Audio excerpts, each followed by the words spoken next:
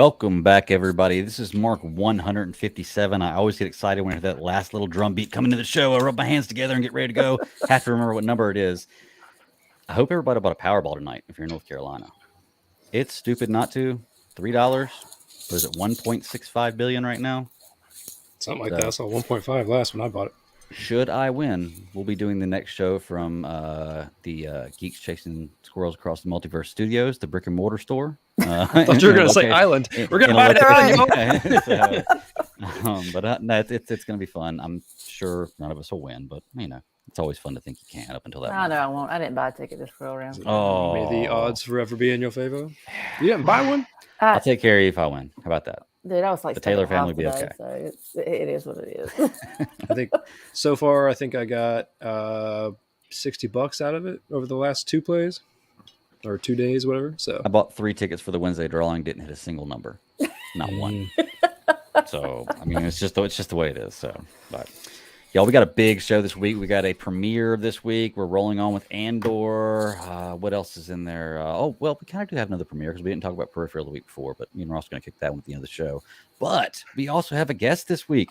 Mark Price, creator, co-writer, and artist of Bigfoot Knows Karate, is here to talk with us this evening about his comic and issue 2 coming out soon. Excuse me, I said Mark, didn't I? Get the poor man's name right. I don't know why I said Mark. I'm sitting here looking at him like Mark. Time I've ever been Mark. Oh, you know why?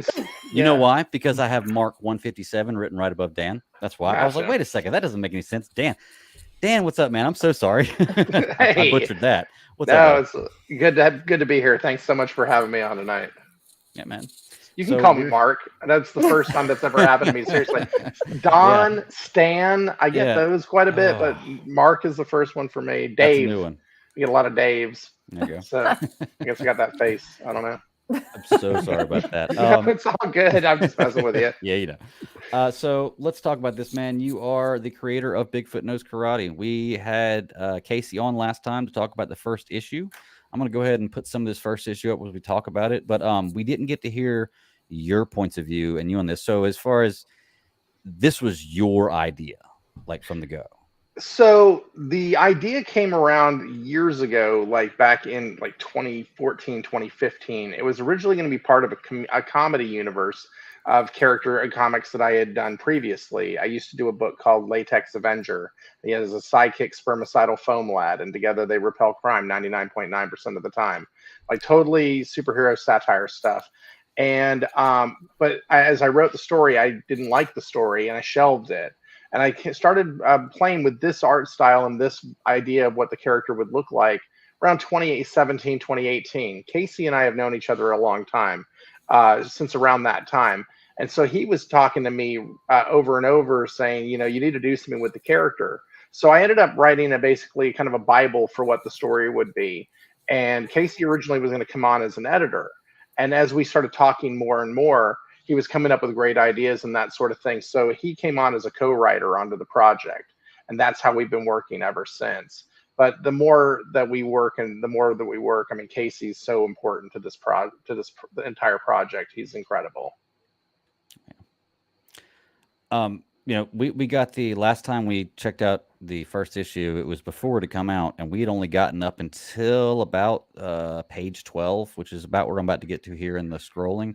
And we didn't get to read the rest. But this time you sent me the whole issue, the first issue, and I got to get the completion of the story. And it's fantastic. Like I'm excited to see what happens with the second book. We got 7 pages from the second book that we'll go through here in a minute. But before we go into any of that, Sarah and Ross, give me some thoughts. After reading what I've read the first time and coming back and actually finishing this thing, I think we knew who the antagonist was. I think we got up to the point with what is the first part of his name? The Thulu Kung character. Fu Thulu. Yes. And I mean, reading the whole entire thing now, and then it leads you up to the end where at the end of episode 1, I was sitting there, I was like, literally like felt like a cliffhanger. And I'm like, okay, I'm on board completely. Loving everything about it. The last time we were talking about Bigfoot Knows Karate, the whole entire premise was just absolutely ridiculous, and I loved it. I was so for it because, I mean, Dan, to have an idea like that, to take something as simple as Bigfoot and just put the dude in karate school, give him a gi and let him start whooping butt, because no one can put a high kick up higher than that dude's going to. Oh, he's two fisted. He's two footed. He's too furious, man. I mean, he's, you know, the whole idea was that I didn't want it to be a trite story about, the same martial arts movie revenge plot that we've seen so many times. We've seen it over and over. And so that was the big holdup for a long time. What could we do that would be completely different? So when y'all got the original, when we were selling the first campaign, we sold it as a punch 'em up, Bigfoot Knows Karate versus Kung Fu Thulu. That was the premise in which we sold it, because we didn't want anybody to know that there was a big twist at the end. And because we were really trying to guard that through the entire first campaign. Now cat's out of the bag, and I'm happy to discuss it with anyone. But even then, it's actually kind of weird to have to discuss it in detail, because you don't want to give anything up for issue 2. But yeah, it was awesome having him fight a Cthulhu and trying to come up with an interesting way for him to beat the Cthulhu. And it opened up to so many questions of, how would this even be possible, and, the idea that there was something bigger behind this whole thing than it was just, than just some big smash 'em up, smash mouth fist fight. That was really important to me. And so we always liken the story to Godzilla versus Kong meets Kill Bill with a twist. But the twist was kind of like Lost, that there would be, that this is a story, built on questions and, and answering questions, but asking new questions as we go. Well, it definitely raises some, because, like I said, we didn't get the entire book the last time. So you were talking about the kind of change at the end, and it kind of happens right at this moment. This third voice comes into play, and I was like, okay. So we kind of see what happens here, and it's interesting. It's an interesting take. Like, there's more behind the scenes that we don't know about what's going on right here. So it definitely makes you want to read what's going on next to find out what is this about, because you feel like exactly, like you get settled in. Okay, I'm starting to get this. I understand what's going on here, and then it kind of flips a switch on you, And you're like, okay, now I got something else to figure out with this. So really enjoyed that. Thank you very much. The idea that to do something that was, trying to be unique in the story of a cryptid that does martial arts, that it has something larger going on in the background. We were trying to, there was, I love this right here, because that's we tried not to do a lot of pop culture stuff, but that's my little nod to Karate Kid Part 2. Yeah. Just had to point that out real quick since it was right there. But I love that scene. I just love that scene. But in my mind, as I was drawing this, he was really going to go, on the Cthulhu's nose, but the Cthulhu didn't have a nose, so had to kill him instead, I guess. Yeah. But anyway, I digress. Karate chopping the head off is a pretty good way to do it. Sarah, you got? Oh, sorry. Oh, go ahead. Please go ahead. The thing that kind of pulls me into it is I'm loving the illustrations, because I'm not really one for, when I look at comics, I prefer to have like book in hand. So for me to go through something, like a PDF like this, and it's the first thing that gets me is the visuals. And like I said, it's a really cool premise, because Bigfoot and karate are kind of like two things in my house. So I mean, just literally, both my kids are doing karate. So awesome. So that's pretty that's pretty crazy. But I think what strikes me is just the visuals. It's you have all the contrast, and it just pulls your eye in, and it's it doesn't really feel like that traditional comic, because that's one thing I really enjoy about seeing a lot of other non-mainstream type things. I want to see the artistry. That's what pulls me in. Right. But it's absolutely beautiful. I mean, it's I'm going to go through here and like read it again, to kind of get, because my eyes are like just going all over everything. So that's what I'm really really enjoying on this. So I give you kudos for that, buddy. Kudos for that. Thank you. It made good use of the actual all of the frames in this. Just to piggyback off what she's saying, when you look at a comic book and you open it, and when you're looking at the page and your eyes just can't pick a point to go to because there's just so much going on, but not in a point where you can't focus, but it's almost like you're reading the jacket, right, of a book, and your eyes are just skimming over it real fast to get an idea, and then you're like, oh, we're about to get into it, and then you start reading the text. Right, I and love you're that. following the story with your eyes, and then that's when you go in. Because that's just the kind of way I approach comics. I want to see the visuals, and I'm like, oh, I see the story visually, and then I'll go in and actually read to see what's kind of fill in the details. But well, when I'm looking at something to buy, that's exactly how I do it. I go to the store and I start flipping through the pages, and if it's something I've never heard of or something I'm just considering, if I can look at the artwork and be like, okay, like I'm interested to see what this is about, and I like the artwork here. So yeah, it's definitely a nod to that. It looks fantastic.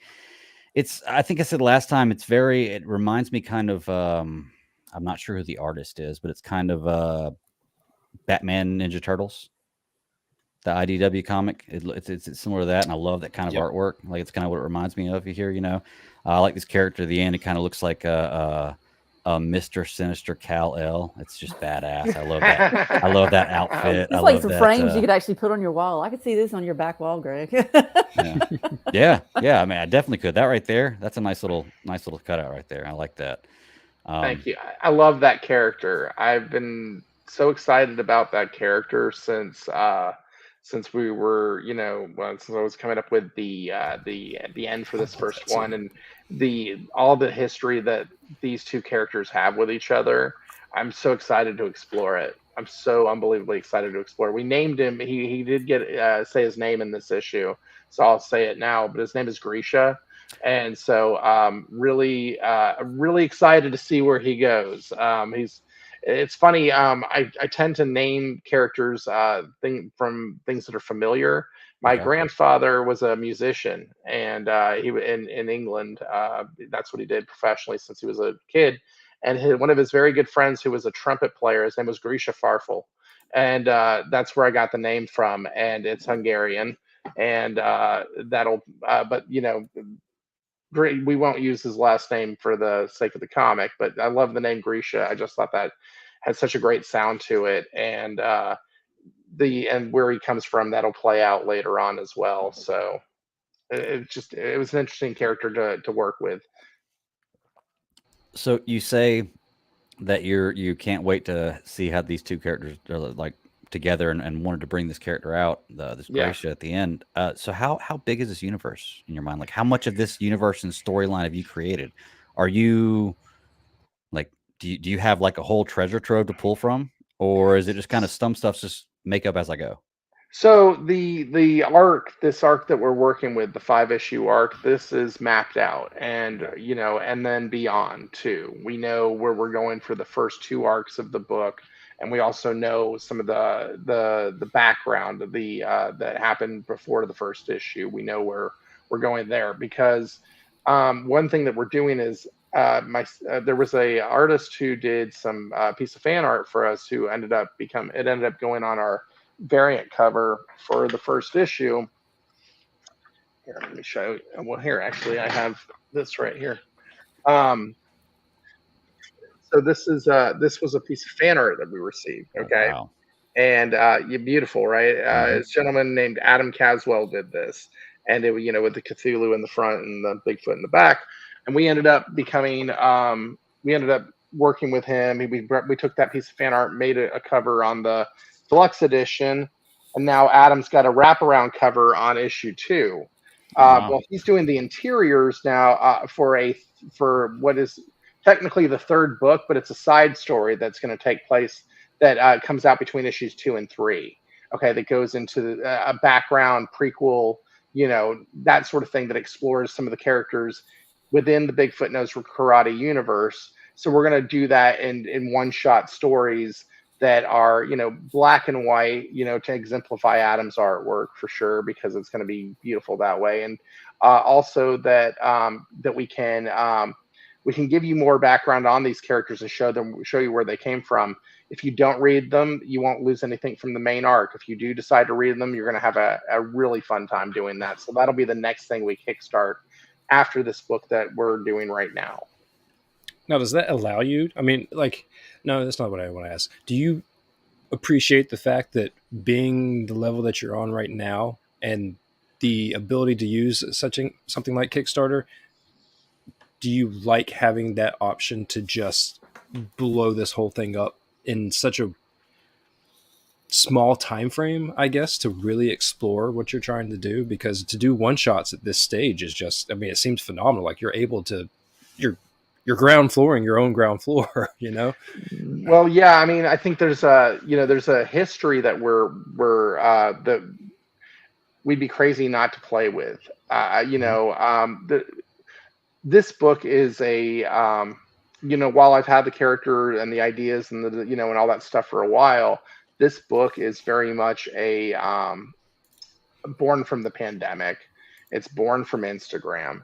It's born from all of that. And so I've met so many amazing artists. You got to understand, we've received over 100 pieces of fan art for Bigfoot Knows Karate since we've been doing this. That's awesome. And it's amazing. And the amount of creators who have just give us a kind word of encouragement, or people who just want to draw the character,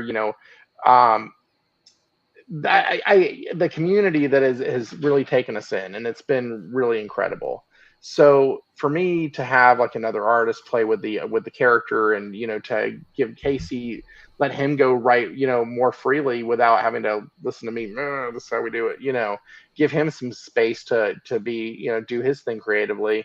It's awesome. So we know where we're going for the long term on this book, and so I think it's a really good time that we go ahead and start putting down some roots without spoiling it, and have some fun with it.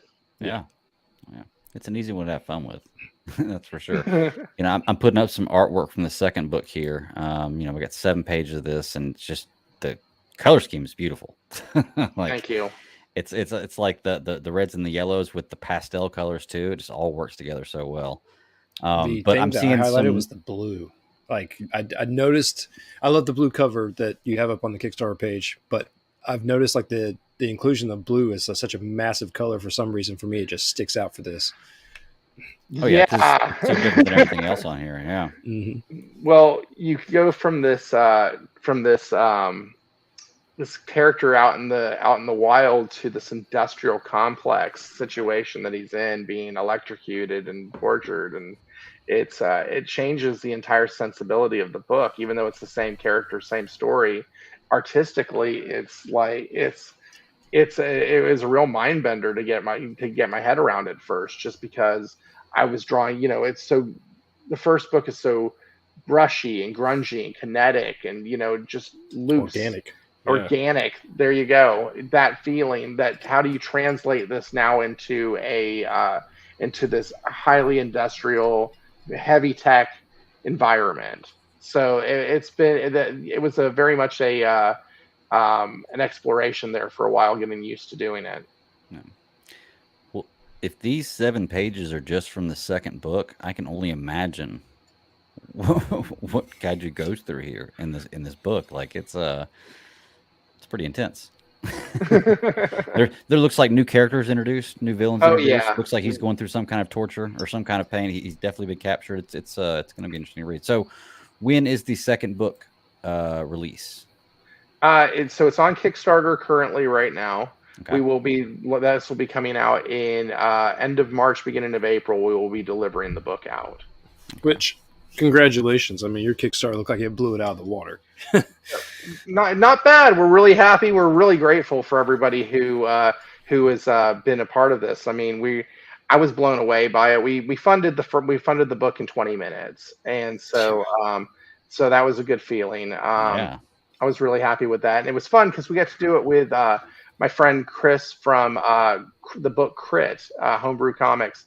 We launched the books at the same time, and we did a live launch party on Instagram together. So we actually had like 230 people watch us, go live on Instagram or live on Kickstarter, and turned it into a bit of a to-do and a gathering, get people excited, and we both funded in under 20 minutes, both campaigns. So it was a lot of fun. That is awesome. Really, really. I mean, you put good product out, people will buy it. And I mean that's just the bottom line. So grateful. Oh yeah, we have a trailer here for the second issue. You want me to go ahead and play that one? Sounds great. Let's see what we got here. I want to share. Let me know if y'all can hear this. Y'all hear that?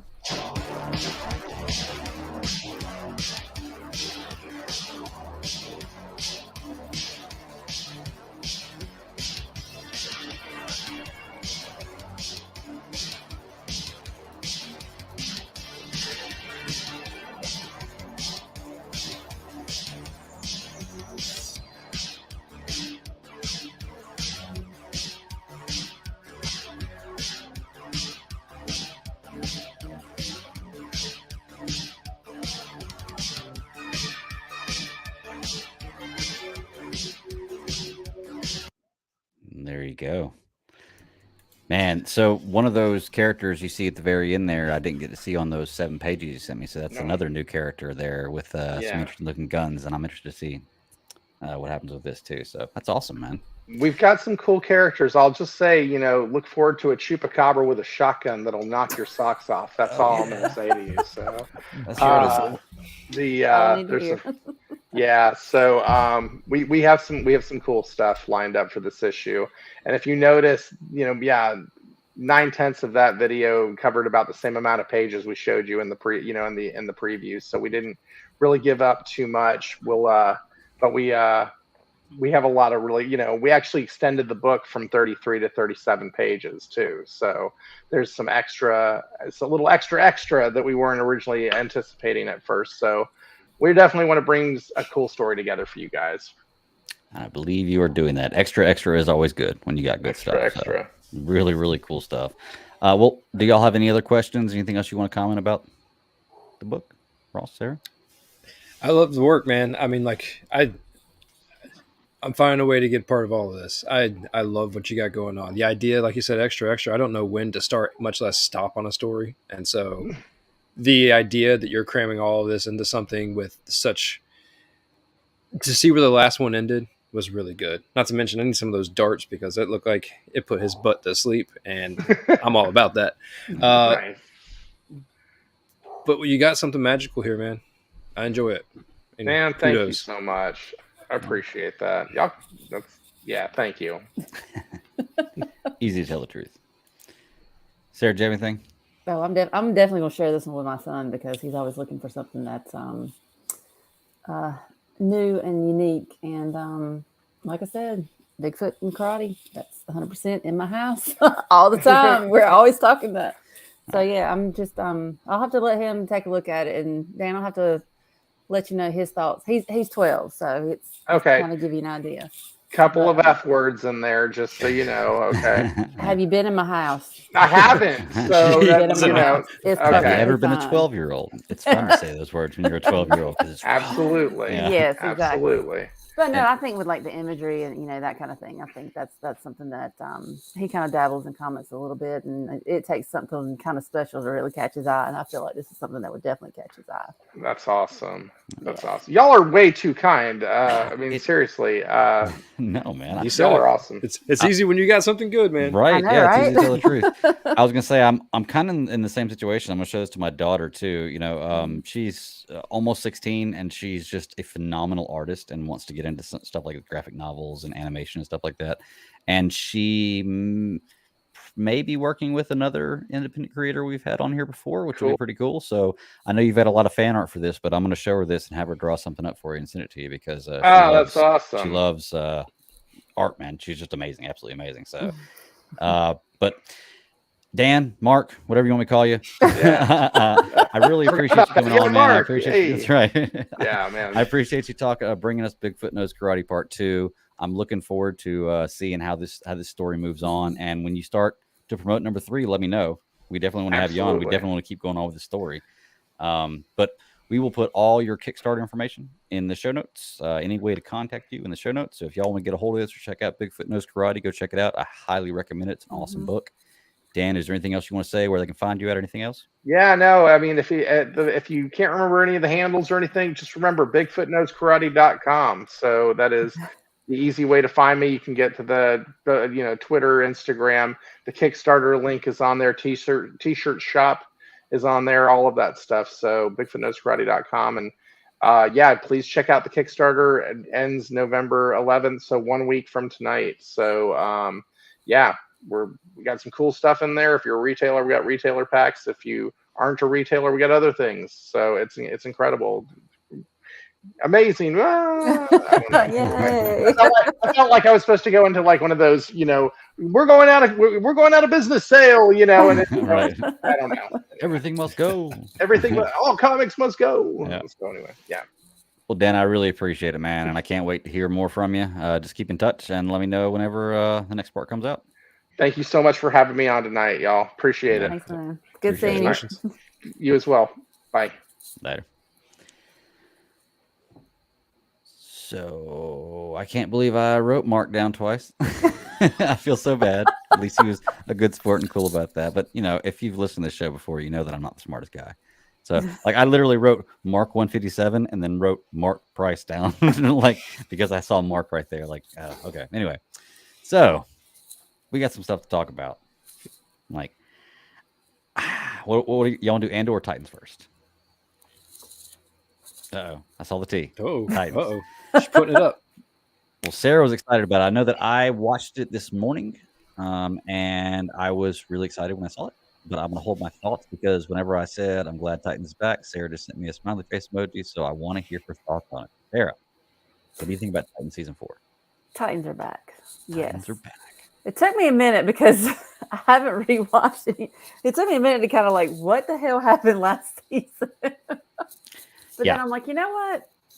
I'm good. I'm just let it go, because as the first episode went, I'm like, oh yeah, I remember this. It started. Some things I can remember, and sometimes some things I can remember off the bat. Some things it just takes me a few cues to kind of kick in. But this one's kind of got like a little horror theme going on here. Seems like it's a little bit more along those lines as to what it has been previous. I think Titans has always kind of walked that edge. This I feel like is probably, maybe it's just because Rachel has really come more into her Raven, she's just like, she just throws it all, she knows her thing. I guess she knows her thing now. But I mean, I'm probably going to go back and at some point watch at least the last episode of the previous. I don't know. It seems like there's a few things I kind of, forgot, but I just pushed it to the side. I can tell you that. What? So it was called Purple Rain. Yeah, I think it was one of the ones that wasn't as bad as the previous finales, but it wasn't a fantastic finale as far as I can remember it. Yeah. So I had to go back and do recaps, and not only that, like the other day, like I didn't have anything that I even wanted to watch, and so I put on the first few episodes of the very first season because I'm like, I need to remember what the vibe of Titans really was. Not only that, but the pilot was so fantastic, and I was like, I remember this now, and like I'm right back in. Oh yeah, I will tell you, dude, that's what got me sitting in this seat. Yes, yeah, that's right. You want to talk about Titans? That's right.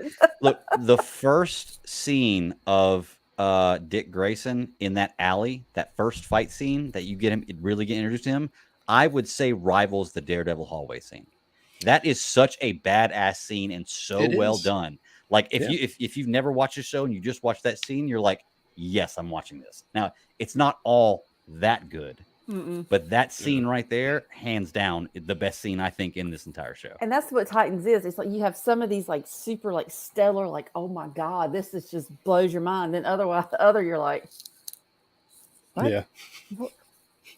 What is happening right now? You're like, okay, but there were a few moments like that in this episode that I'm going to talk about when we get into it. But Ross, give me some overall thoughts, man. Did they start strong for you? You're happy Titans are back? Yeah, Sarah said something that really kicked with me on that second episode, and that was the Raven part. And I even like at some point like jotted down a note. I'm like, is Raven finally becoming Raven? Like, is minus the Claire's gemstone, is she really becoming Raven? And then, of course, the last scene, I was like, delete. But no, I mean, like, it's what I love about it is the first episode brought back what I loved about the pilot. I'm really glad that I actually watched the pilot because the pop culture music, there's not a lot of things that it works really well in, but man, with Titans, it just, it's like the age and like the feeling that they've gone with in this show has really made all of their chemistry work really well together. I don't think that I don't think I watched the first season of Titans until a little while after it was out, and the second one, of course, with the finale and going into the second one, not that bad. The third one with the Red Hood was pretty intriguing, minus oh Lord, what was Scarecrow's name? With all the face slashing and everything else, that was what stands out to me in that season. It got real weird for no reason. Started out cool, but got weird. Yeah, and so with this one, it picked up pretty strong. I felt like it was natural where they picked up at.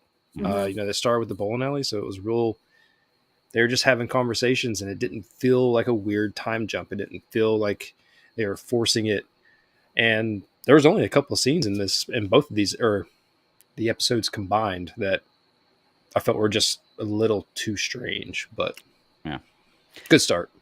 Yeah, I agree. I think it was a really good start. When I started watching, I got about halfway through the first episode, and that made me realize how much I missed this show. I really, really do enjoy this show, even though it has had the finales that have been kind of lackluster. The show itself is fantastic. I love the tone, and I don't care what anybody says, man. The costumes on this show are the best, dude. Nightwing's costume is one of the baddest ass costumes I've ever seen on a superhero. It's awesome. And he just like strolls around, whipping those batons like that character. Right. That actor embodies that character perfectly. Like, I love him playing this, like, in this role. He nails. I mean, actually, I would say that every actor in their role like nails it, and even down to the point. Well, we can nitpick Batman later. Yeah, we'll talk about Titans for now, not on other characters, just for the Titans for right now. I love the way they embody these characters, and after watching the first two episodes, I said, okay, cool. Titans I'm ready to be back in that world. I'm ready to be back in that world. I'm really, really enjoying this world. Yes. So let's break it down. Let's dive into these two episodes. I'll say I feel like this was like a few days later. This is only a few days after the end of the finale of season 3. Is what they said. Yeah. Only been road tripping, man. Yeah. I feel like you get a good mixture of every character, and you get a good, like, solid lead on what all their storylines are going to be throughout these first two episodes. Like, I've got a good grasp on, okay, this one's dealing with this one's dealing with this one's dealing with this, and I can see how they eventually will all tie together. I've got a good grasp of the story after the first two episodes. Good action. I do have some complaints, but I mean, all in all, I thought one of the best parts of the first episode was Lex Luthor. And I like the actor who played her. I love the way they portrayed this character in this episode. Just his demeanor, the actor who played the role, like, it's great. What's up? Before we get into Lex, I want to ask you this one question. I want to see if you guys had the same reaction I did. So when Connor got the message that Superman wants to meet you, what was your initial reaction? I'm like, we're not going to see Superman in the show. Exactly. That was my initial reaction. If Superman wanted to meet somebody, his ass would meet somebody. Although technically, we did see Superman, even if it was just a streak. I don't want to say I was sold on it, but I went with it. Because here's the thing, if Superman has enough time to write a letter, he has enough time to, like, go somewhere and, do something, right? I mean, if he's the Man of Steel and he flies that fast, that kind of ticked me off. But then they were like, he's going to go save this universe and blah, blah, blah, blah, blah, blah, blah. And I'm like, well, number one, how can we see that? I mean, I know it's Star Labs, but let's be real about that on a fake show. But I bought it. I bought it enough to be okay with it. But what about, like, all the name drops? Because that's the thing. That's what gets me with this. Yeah. Because, you've got Dick over here, and he, like, loses his phone. Oh, Bruce Wayne. Oh, excuse me. Hold on a minute. And I'm just okay. And I mean, it's like, especially like the previous seasons when you had damn it, what's her name? Wonder Girl. anyways, Oh, she's talking about Diana and Wonder Woman, yeah. just like dropping all. That's what's so, to me, that's what's so unique about this. It's like, this is their world. It's like these name drops, Batman, Bruce Wayne, Kal-El. We needed the time to get into Connor that. Kent, Superman, all that. I'm just like, this is their normal. It's fine, but still, I'm like, how the hell are they gonna work that one in there? Because I've been thinking like all these other universes. Oh yeah. Well, I'll tell you, I will flip my shit if they have a 10-second Henry Cavill cameo at some point, like at the end of this season. Oh God! I mean, I know it's not going to happen, but I would flip my I would go absolutely nuts if that happened. What if that statue had totally been fangirl out? Can I go off content for a second? Yeah. I'm slightly worried because I don't know if you know that this is a 2-parter. So this is going to be two parts to this season. Oh, no, I didn't know. There's going to be a 4A and a 4B. Oh, wow. So there's going to be 12 episodes in total. Normally it's 13, but they dropped it to 12, I'm assuming, so they could split it in half, all equal and whatnot. We're getting episodes up until, I think, the first week in December is what it said. And then we get the first half of Doom Patrol. I'm slightly worried. Halves as well? Yep. Oh. I'm slightly worried that they're trying to gauge interest to see which one's going to stay alive or if they're going to keep either one of them. And I hate it because I'm going to stick right now my foot in the sand and say what I hate about what DC has done is that they keep dividing me over cast and content of their stories. And not the content, but where they're trying to go, the connective thing that we always talk about week to week. Mm-hmm. If they take away Dick Grayson and, I mean, just look, the other characters, like I'm cool with, but like you said, Greg, Dick Grayson, I mean, that's Dick Grayson. Like he's pulling it off every single bit. The Batman for this little crowd. Yes. And so when we take that away, I mean, and look, Doom Patrol is Doom Patrol. I mean, it's not a big story. You don't need them anywhere else. They're perfectly fine and they're contained to little episodes. There's already a connectivity with Titans and Doom Patrol to begin with. Yeah. But what I'm saying is Doom Patrol to something bigger. You don't need to like push them to something bigger. I don't want to see. What I fear is that, like right off the bat, and when Bruce Wayne was calling Dick, you saw Dick had an iPhone. And I'm like, throughout the rest of this show, he's used all of this Wayne tech, and everything else has looked, weird and gaudy and semi cool. Yeah. Huh? Product placement. That's what that was. Right. I mean, well, it was more like relating to people. What I hated was the fact that you couldn't just done something cooler with it. Make it like some sort of weird and cryptic call or something just strange like that. Right. But I worry because I don't want them to shed these off. Titans is essentially the what do they call it in the MCU with Daredevil and Spider-Man, the block level people. Yeah, like the adjacent street level. Yeah. Superheroes, and so like that's pretty much what they are. And to kind of get back onto content, unless you guys want to say something about that. I mean, the fact that they're the only thing I'll say about that is if it's coming down to a choice of Doom Patrol and Titans, I love both the shows, but I feel like Titans would win that out just mainly over popularity. While Doom Patrol is a good show, I think you have to be a big DC fan to like Doom Patrol. It's not something most people will weirdo. It's not something most people will just turn on. Thanks for agreeing. See it. Yeah, and two, stick with it. I even had a hard time sticking with it at the beginning. So, but I think of those two, Titans would probably win. But I mean, we're already in season 4 of Titans. I don't know how much longer this show is going to go on, regardless. We're in season 4 of both of them. Yeah, I mean, it's going to get to that point if they haven't yet. So I'm not going to say they have, but I mean, this is when like the CW shows start to kind of take a nosedive. Mm-hmm. So I would rather them end the show well than continue giving me bad content. But we'll see what happens. They haven't yet. I'm making the assumption that they're pinning them against each other. I'm not saying that they're doing it for any other reason than because I have to think that. My brain goes to that with the buyout and with everything else. And like, what could we be really talking about here? They could just be doing it to string along their content. But it may be a numbers game. They may be looking at who their subscribers are, and if people are hanging on for Titans and then don't want to watch Doom Patrol, so they don't pay that month, and they come back when Titans airs back again. I don't know, but it seems like it's an experiment, and I'm not a fan of it because yes, I want to watch the whole thing, but Don't put it in the universe, Ross.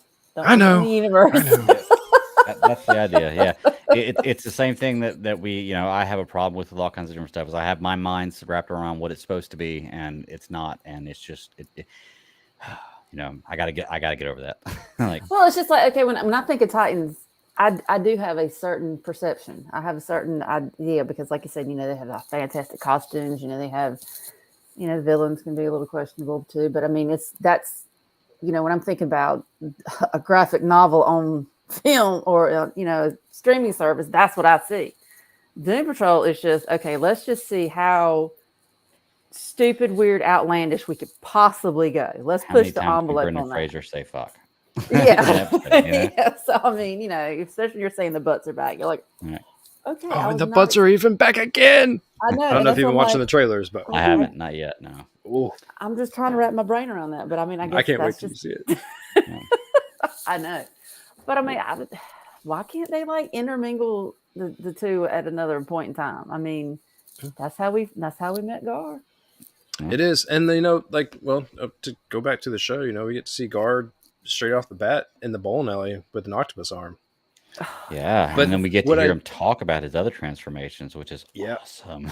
Like, But when they get to Star Labs and they give him his little, what's going to be his new suit, he goes ape shit, and like, I don't know what that whole thing was about. Like, I want to know more about it. And hopefully that was a seed for a future plot. Yeah, absolutely. Because he was shook like from the get go. Because when wherever he went, he sees number one. I'm like, he's got this paw on his shoulder. The tiger I'm thinking, paw. okay, Beast Boy. Okay, I get that. But then you see this tree, and I'm like, what the hell's hanging off of that tree? What is it? Is that where you kind of pick and choose what you want to do? Yep. And then that's when he comes back, and they're like, oh, dude. And he's like, dude, he was shook from the get go. From that moment on, he was shook. He had this look in his eye, like, okay, what just happened? I don't know. And even as he's walking around, he's still like, what's happened? Yeah. I will say with this show, one thing that's always irritated me, and I get it, it's a character that's harder to develop because of the graphics, for him. It's always been kind of a background story with Beast Boy. Mm-hmm. You've always got little seeds of this here and this there, and you think it's going to be something major, and it never usually ends up being something like that. I'm hoping they don't go this route this time. But I mean, they've got to put him on more of a story now that he's part of the Avengers time travel team, right? Well, we have all complained Did you see about his uniform. Yeah. Just like the Avengers time travel. I was like, wait a second. He even had the A on the hands, and I was like, wait a second. And I get it. I mean, it's similar to the suit in the comics and the animated shows, but it's just funny. We all complain about what he transformed into, and how we were waiting for something else, and we're like, and tiger, like keep coming, and tiger. But they do have a future episode coming up. Yes, Obviously the raptor. I think in the second half, and it's titled "Dude, Where's My Gar?" And so apparently he's going to go off the reservation at some point. So I'm waiting for that. I want to see. It looks like I'm telling you from that episode, they're already setting it up because this dude he's got a wild look. It's more apparent than it had been, in previous, when he was even when he was like his little mind control thing going on, he didn't look that wild. This dude has been shook to his core. Yeah. Well, they One made of you it a mentioned. point. Go ahead. Oh, I said they made it a point in the previews or the flashbacks before this episode to point out that he mentions, it happens whenever I'm scared. Mm-hmm. Like so, and then whenever he's in that room, it's the first time he's done it without being scared. So it's like, well, okay. So at least he gave you a little bit of traction with that. He was talking with Raven about that, I think, when whatever. Because she asked him how he turned into bats, I believe, last season. Yeah. No, I was going to say one of you had mentioned about the that you could see where the storylines were going already, and I like that. I liked how they're not only am I still after 2 episodes. I don't want to say left confused, but like I'm still in the dark on like what their true plan is, because I mean that's what I want. I want to know enough to keep me coming back. That's what makes good for TV and movies. But I also don't want all of the I don't want to say simple plots, but just the things that don't make a whole lot of sense. Like what they were doing with Connor. I was like, we're not going to do a whole season of this, are we? We're not going to start off in the beginning and it's going to be Connor, like, woe is my dad's, like, for the whole entire show. And luckily, you know, like, they were able to get him out pretty fast, quick, and easy in 2 episodes. And I know that it's going to stick with him. I know that this whole thing is going to be a plot going forward. Mhm. But I also don't need, you know, emo Superboy the whole entire time. And when Right. I got that feeling, and I'm like, oh, come on, Titans, don't do this to me, don't do this to me, don't do this to me. And Don't we they have pulled enough it back last out of season me. of that? Right. Well, Well, and I mean, he talked is about kind of he's naturally he's emo. still young too, right? Like technically his mind is still very, very young. Mhm. So Yeah. I mean, so okay, with that Connor stuff, I wanted to ask y'all, what did y'all think of this actor that got to play Lex Luthor and the way he portrayed him? And two, is he really dead? Spoilers. I mean, I don't think he's really dead, right? There's no way he's really dead. Did you see what came out of him? Yeah, I did. But we're talking I about mean, magic here. True. You I know? mean, look, They after did clean it last up pretty season, fast. Yeah. yeah, after So, last season, we've been taught that, you know, a whole outside population of a city can die, and they can just, that was the Purple Rain part where be they just rained on, dropped yeah. the Lazarus pit on Yeah. everybody. And so, what? Yes, you're right. Death is not a real thing, so who knows if the shoe is going to drop? I just feel like that scene was pretty much a. We knew that he was dying, and I thought that him dying of, you know, the kryptonian poison. I thought they had a different word for it, but that poisoning, like, that was supposed to be a real thing, unless this whole entire thing is a gigantic plot to do something else. Which, it's Lex Luthor, so you don't put anything past him. They made I'm it a interested point to to see. say you never gets the drop on him, and he's always one step ahead of you a number of Mhm. times in this show. And then you know, in the comics he is too. I just don't know. I don't want him. I just don't want him to be dead because he's such a good character. This actor, did it feel kind of young John Travolta-ish to y'all? Like John Well, Travolta bad I guy? don't know, Greg, but Like, he was sporting a beard that was very nah, mine's bigger. But it was nice. I was it's about like, girth, man. It's about girth. Yeah, it was nice. But he has professional people to put his together. I do this, all of them. I remember talking about it on the news whenever they announced him, but whenever they, like, did first shots of him as Lex Luthor. Mhm. I know that he's in a bunch of other things too. You're right. You Mhm. definitely get the Travolta vibes, because Travolta definitely played in a movie where he was bald and had a beard, and I can't remember the name of the movie for the I life of me, can't trying to either, figure but it out. it reminded me of it. Yeah. But you're right. No, the image was definitely there, and not only that, he was able to bring a little bit less of himself into the character. Like, I didn't feel like it was the same person I'd seen playing other roles, because he plays like he plays Bosch in the Amazon series, and a couple other things which I'm not going to rattle off the top of my head because can't pull them up right now. I just know that I know how he talks, and I know how, what, like, his mannerisms are, and he brought just enough of himself to not make me disbelieve the role, and that's a good thing. Well, the main thing that bothered me with this whole Connor and Luthor thing is I didn't like how, like, whenever he first get the message from Lex, and, like, first of all, everybody that you've just risked your lives with for the last probably 3 weeks in this season, when it's been 3 seasons, but really been 3 weeks in their lives, are telling you don't do this, and you're gonna go do it anyway. And I get it, he's still a kid. I imagine he's kind of a teenage mindset right now. But then, like, you're like, I don't know anything about my dad. I need to find out information about my dad. Then literally you're with him for an hour, he dies. Then your friends are talking to you, and you're like, I know exactly what my dad would think. He's part of me. I know, and I'm like, whoa, whoa, whoa, dude, whoa. You just said 10 that's the minutes ago you kid didn't know your dad. mindset. I'm telling Yeah, you, that is yeah, 100% adolescent mindset. yeah. It I was need to really, and I know, was but like, yeah, wait a I already second. know. I know. That's the part of this dialogue that I didn't like. I was like, that's not either not very well written, or just, like you said, maybe it's just a kid. But, like, he's a kid. Like, I know how to do this, and it's like, no, you just met the guy. You don't know how to do anything. But I don't know.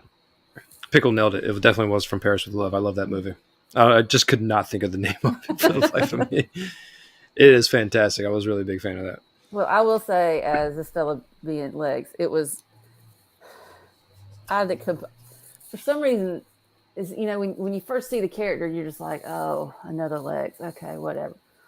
But when you have Corey in there whooping ass, and dude is just sitting there at the table, just he's checking out, sniffing out his wine. He's like doing the connoisseur thing, and it's just.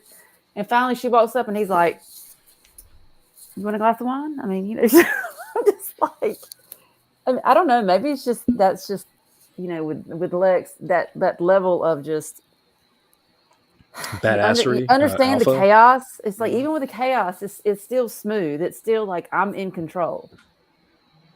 So I don't know. That scene to me, it went a long way for me to kind of understand this Lex and this character, I guess.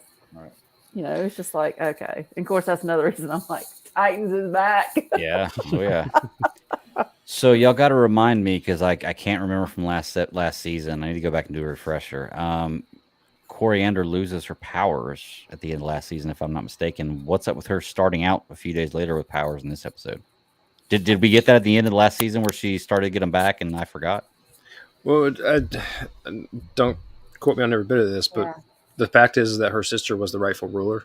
And so what her powers went to her sister. Mm-hmm. And then whatever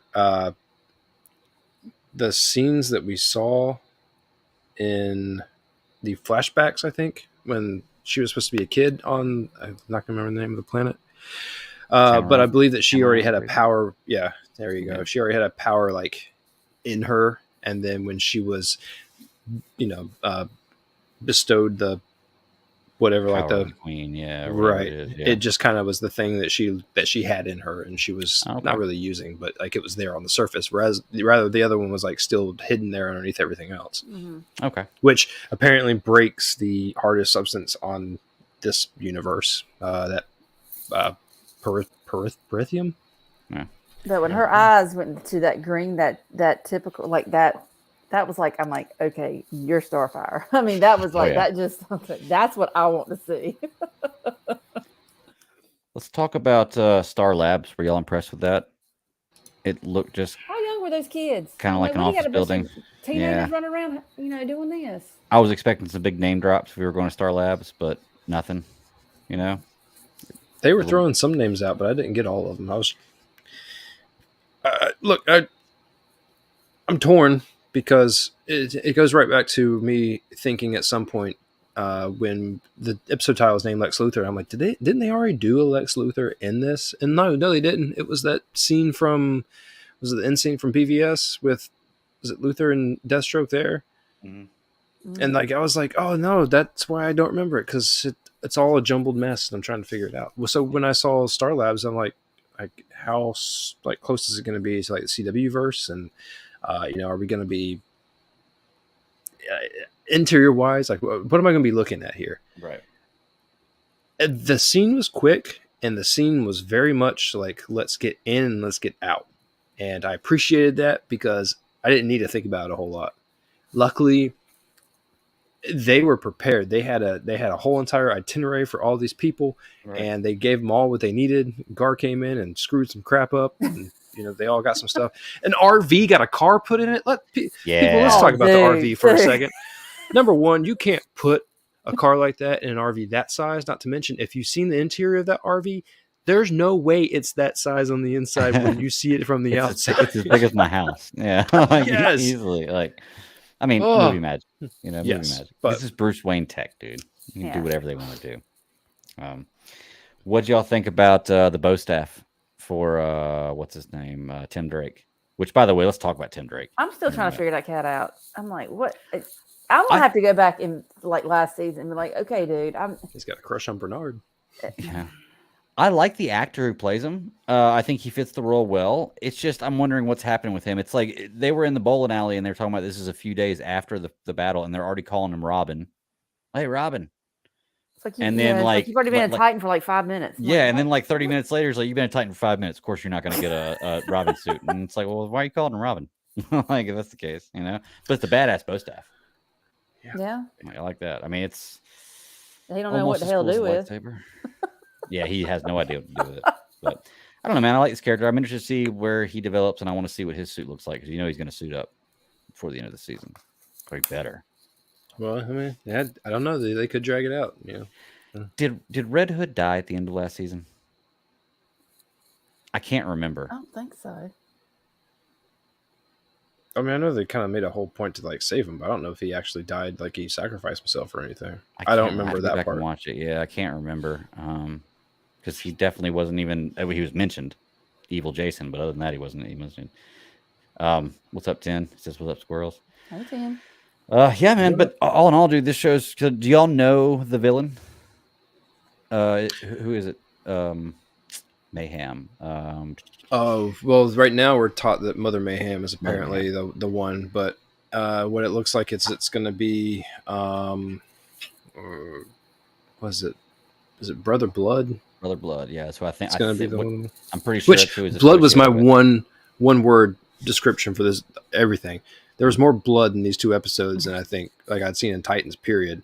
But man, like I was trying to figure it out the whole time. Like, are we just going to do like a vampire thing this whole entire time? I don't understand. That's what So I'm saying, man. It's like getting that horror aspect going on to it. I'm just like all these jump scares and just slashers and thinking, I snakes know it's coming right out of the after mouth like Halloween, but scars shit. and sleeves. I know, right?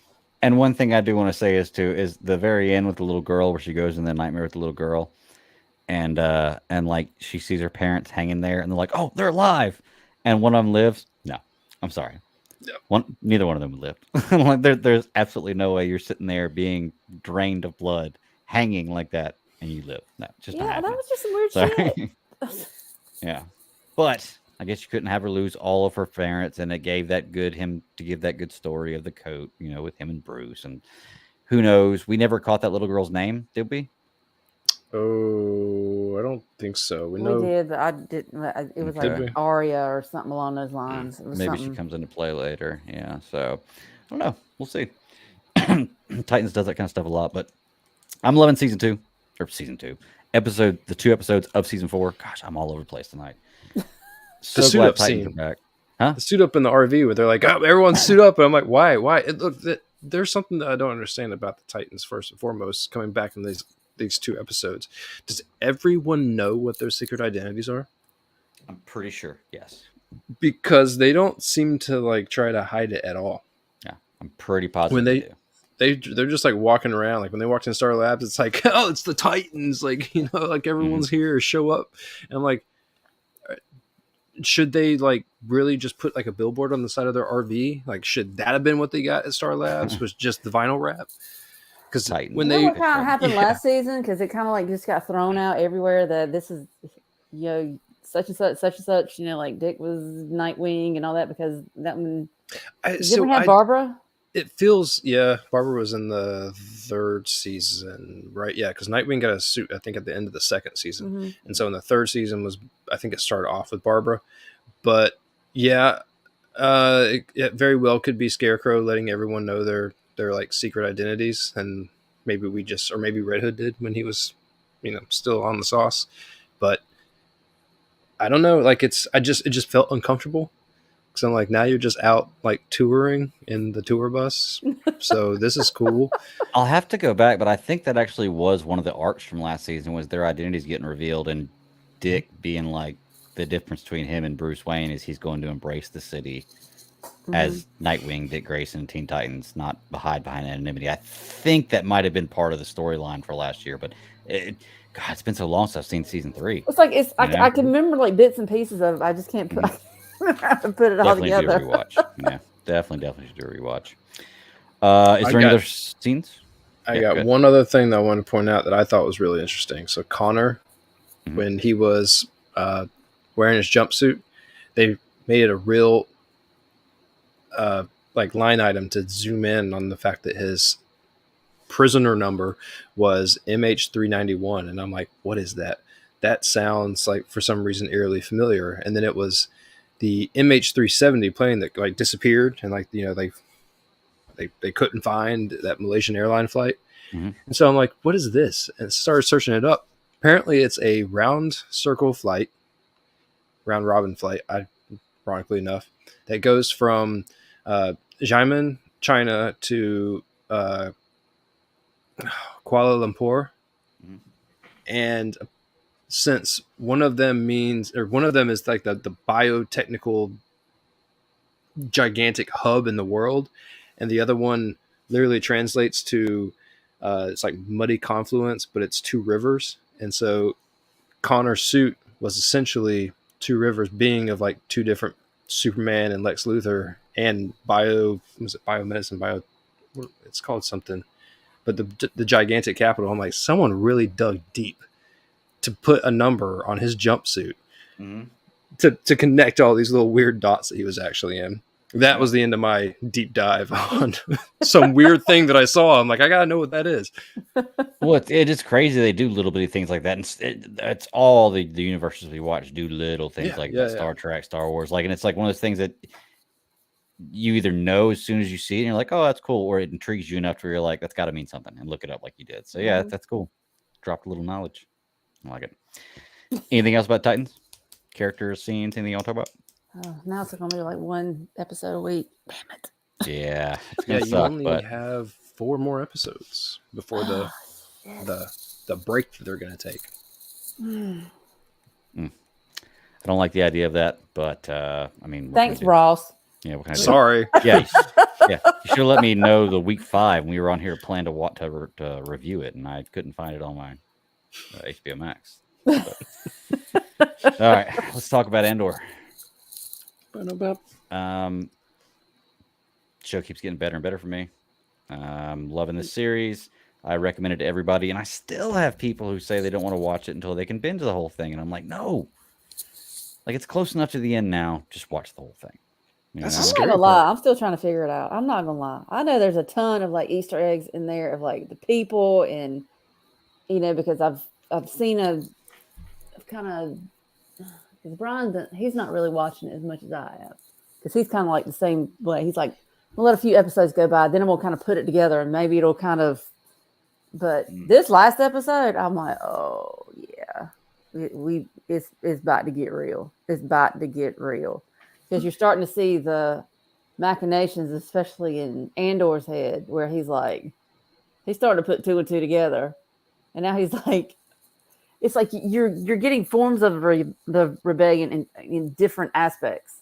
Mm-hmm. It's like it's like one big circle or one big puzzle, but you're starting to see the little pieces come together. It's just like, what is it, Val? What's her name? Val? Yeah. Val. Yeah. It's like because the only time you see her is.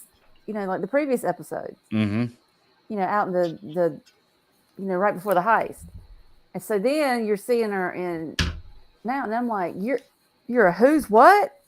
Okay. Yeah. We didn't know that before, right? That was a total surprise. Mm-hmm. Okay. We only saw her dolled up on Coruscant talking to Clea, the shop owner's. And so it took me a minute to figure out who she was. I'm thinking, I'm like, when your hair's up and your hair's down, 2 different people. Okay, I'm sorry. It's like glasses. You either wear your glasses or you don't. It's 2 different people. Wait, Clark Kent is Superman? Yeah.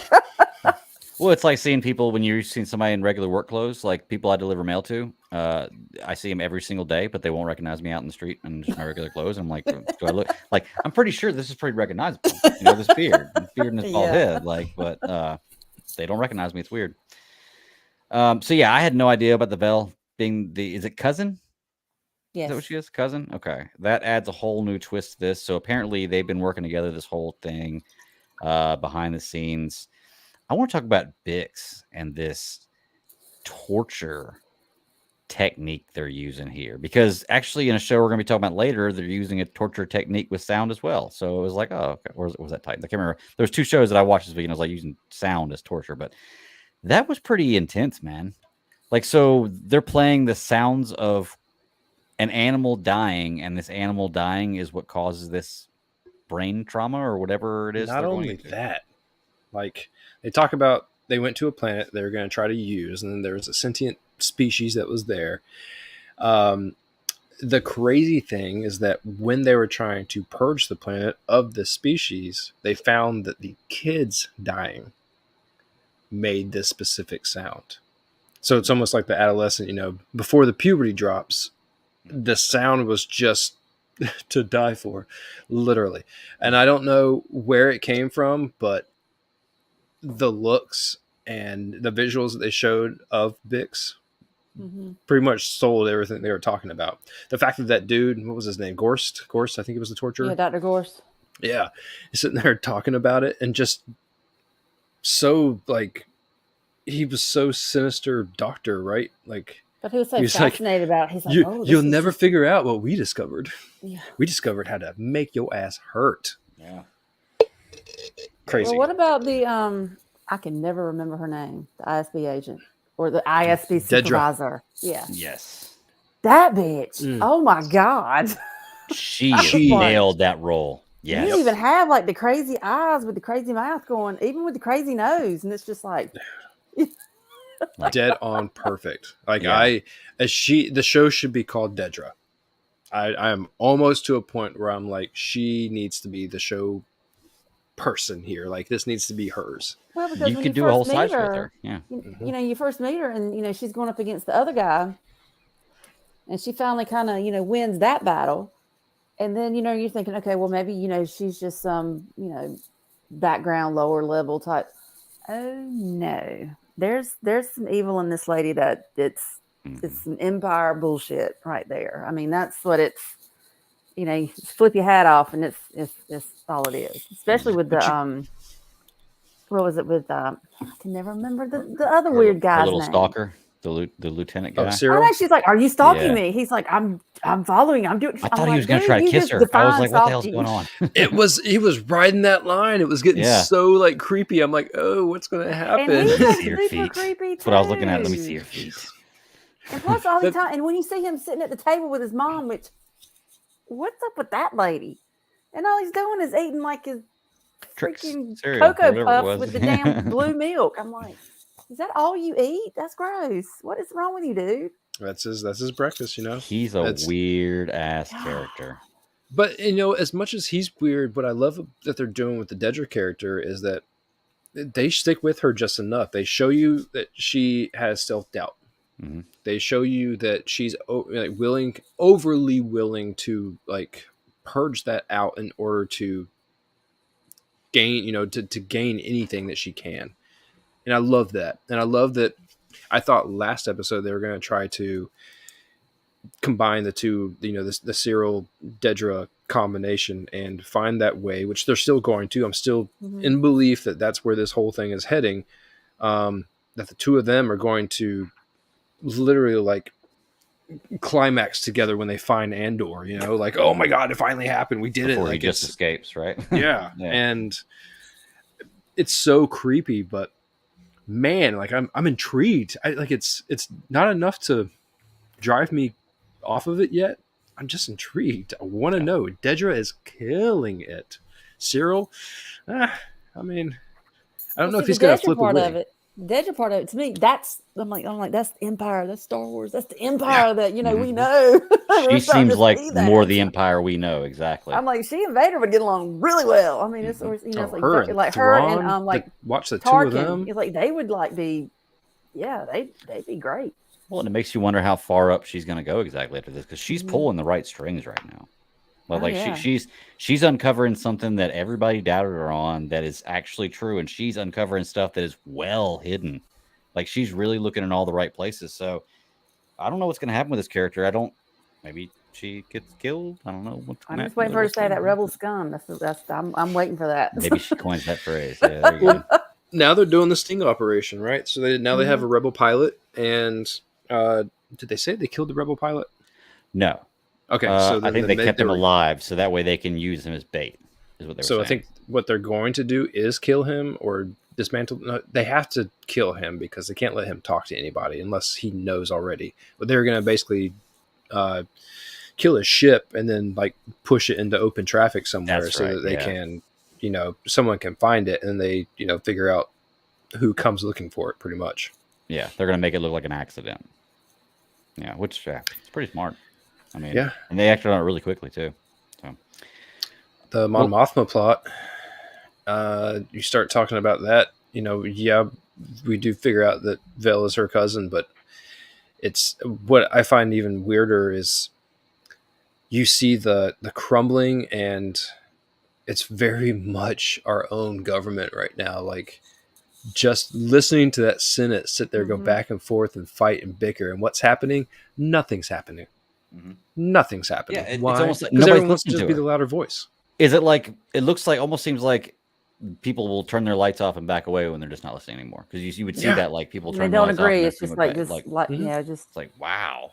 And that's Yeah. been the whole thing. Like, we can't have a conversation anymore, and they're showing it, and they're doing like when they showed that scene, I was like, oh god, that's scary, because it's not only a planet, it's a whole entire universe that is a part of this, you know. And whew. Then you figure out she's got a cousin. Then you turn around and, oh man, Perrin again. The things with the daughter, like, you mean mom's boyfriend? I'm like, oh, I'm gonna tell you right now, I'd have thrown hands with that little girl. Oh, no, it's one punch, knock them both out. Does that guy she's referring to as the boyfriend, does he not remind you of Chancellor Valorum? Yes, he does. Like, he looks just like him. I thought it might have been the same actor. I was like, and the Valorum name is actually a long list of names in Star Wars in the Senate universe. Do we know this guy's name? Have we heard? I'm sure we have, and I probably missed it. Yeah, we've heard his name. I don't remember what it is offhand. Okay. Shoot. It just looks very much like him. I was like, wow, that's kind of crazy. But yeah, that Senate scene is kind of heartbreaking. You're right, because you look at that and you're like, I imagine this is probably what it's like to be in the house right now. You know, like, I don't know. Let's talk about Andor. We've gone the whole episode. I haven't even talked about Andor yet. We get this nice. It's almost kind of a half and half. You know, the first half is about this Mon Mothma and Bix and learning all this other stuff, Deidre, and then the second half is almost completely about Andor and where we're going to be left off with him. It's everything that he thought. You see that him and another guy have been planning a time to attack. They're starting to scout out things. You see the hand signals they're giving to other floors, and there's an issue with the other floor, which the whole time you're wondering what this is about. And I was hoping so bad they were going to tell me, and finally they did. You know, we had the first 3 episodes that were building up to the heist, and we were talking about, man, I hope the heist is just one episode. I hope the escape from this prison or whatever happens in this prison is just one full episode of this happening, a prison escape. It'd be really, really cool if they built it up like that. But it looks like that's where it's kind of going. Like, now, Andy Serkis, I can't remember his name. His actual. Yeah. He's on his side, it looks like. 217 days left, but now he knows the truth. Kino. Davo was the other guy's name, right? Davo's the one that Mon Mothma has to do business with now. Sorry. I'm sitting there trying to remember names. Villain, yeah. So, no, you're right. Andor has. I only say that actually. You were talking about how they were kind of dividing this episode up. They did a bunch of jumping around this episode that I was not a fan of. Like, there was one part, like, they jumped around so fast with Cyril stories and then Cassian's story, and then they went to Biggs or Bix. I keep trying to make it sound like Biggs, and then they went to someone else, and they went back to Cyril. I'm like, it was just like shot like 15 seconds, 15 seconds, 15 seconds. Head differently. That must have been what it was. Yeah. But it was because when they were jumping around, I'm like, just show me what's going on with Andor. And then they did. You're right. Like they did really group it together really well. The escape with, I was trying to figure out what they were doing with the pipe. And then the whole episode, you knew that, the old guy was going to die. Like, you're maybe not die, but he wasn't going to make it out. Right. But then he's not making it 41 more days. You get that feeling like no one's going to make it out. Like, not only are they bringing people in now for countless exponential raises of their sentences, but no one's going to make it out of here. Mm-hmm. The whole problem with the floor lockdown, because they killed a whole entire floor. They killed that whole entire floor because they transfer someone from one floor to another. I don't understand how you do that. Yeah, with a prisoner, because the prisoner would be like, no, I was supposed to be getting out of here, and they put him on another floor. And then, like, once everyone knew, they're like, well, we just have to kill everyone here and start all over again. One of the biggest beefs that I've seen people talk about is that there's no aliens in this prison. And it seems to be, but you think about it, like, they're really trying to segregate and keep everything very much tight and neat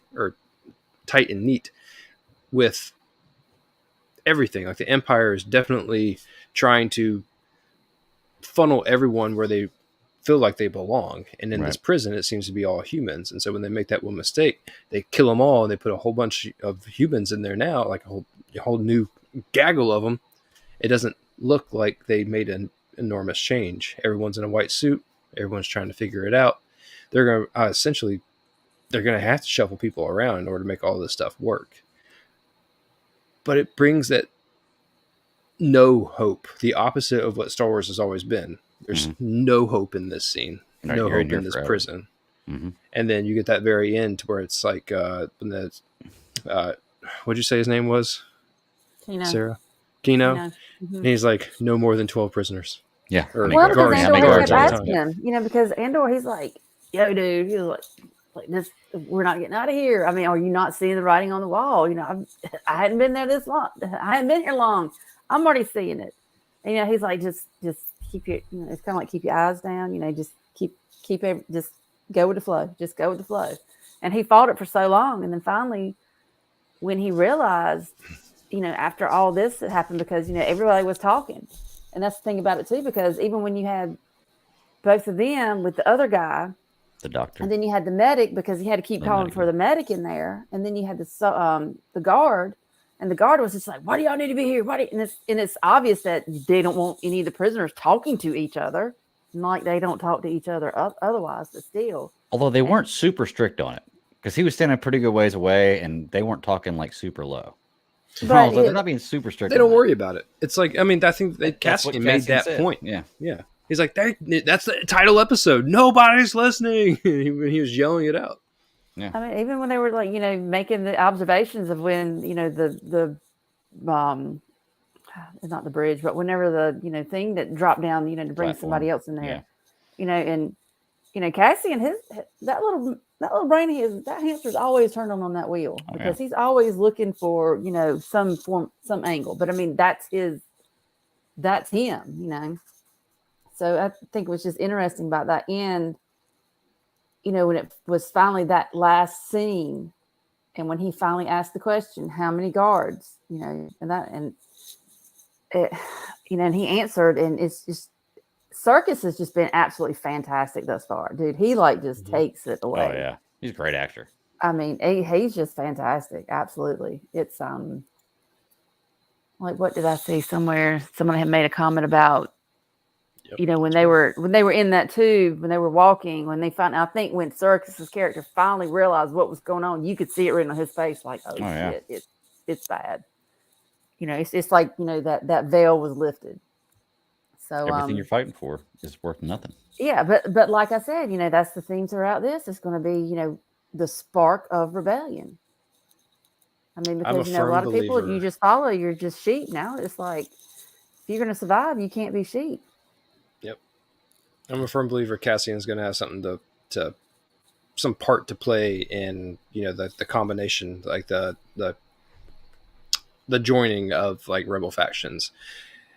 For him to end up as, whether it be ship captain or captain period in Rogue One, his fight or flight mentality, to where he keeps trying to fight is it's got to pay off somehow. And I think that he's got to have a pretty major part to play in doing what Luthen is trying to do, which is bring these people together. Because if Luthen wants to kill him, the full circle play here, story-wise, is trying to figure out how you stop trying to kill him and start trying to either use him or listen to him. So I'm excited to see that part.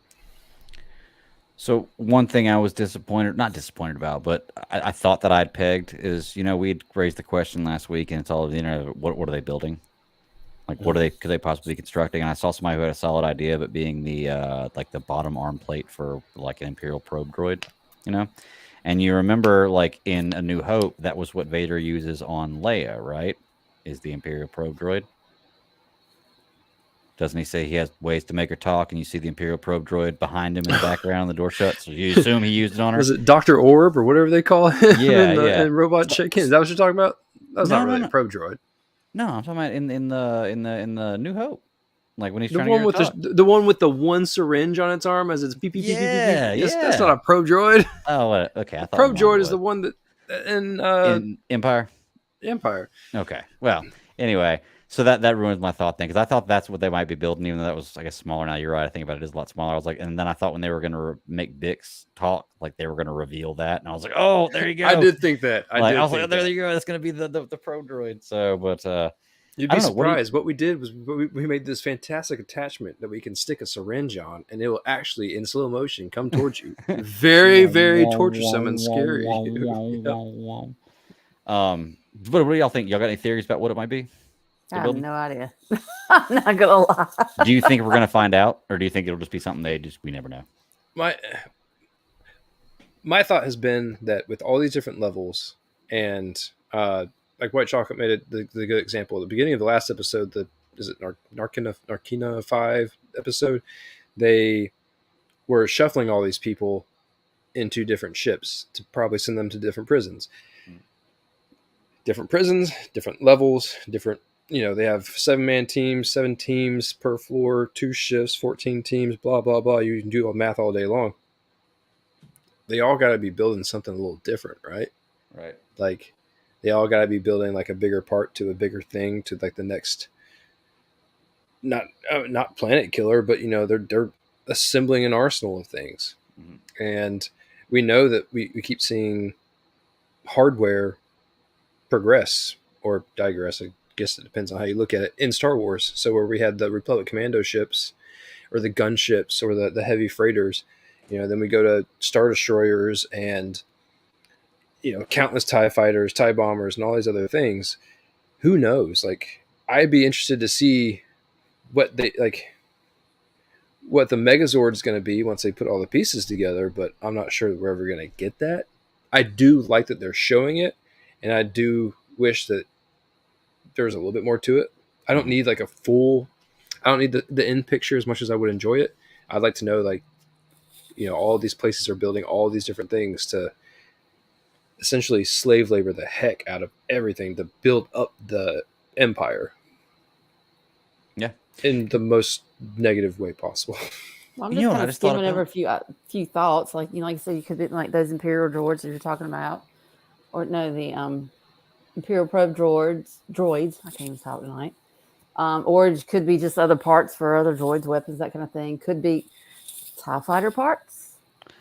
Or I've heard that too. Parts to the Death Star. Well, and I wanted to ask too, we've seen TIE fighters in this series. Mm-hmm. When did the Empire start using TIE fighters? Well, you're in that period right now to where they're Revenge of the Sith, they don't have TIE fighters yet. Are they 5 years before Rogue One, which means they're essentially 5 years before A New Hope, so they're not far off. Mm-hmm. We watched the evolution of everything in clearly the prequels, which I thought was really good, really well done, and then we got to see the longer transition in Clone Wars, which was really well done. So one would assume that they need to build up all of their arsenal now, so that's why I say it would be cool to think that all these planets and all these prisons and all these different floors and levels and things are all building parts to literally build your arsenal up. Yeah. I mean, it's free labor for the Empire. Yeah. Like I said, cheaper than droids. Yeah. Like I said. So, I'm loving the show. How many episodes we got left, Ross? What are we on? 9, so 3? 3 episodes left.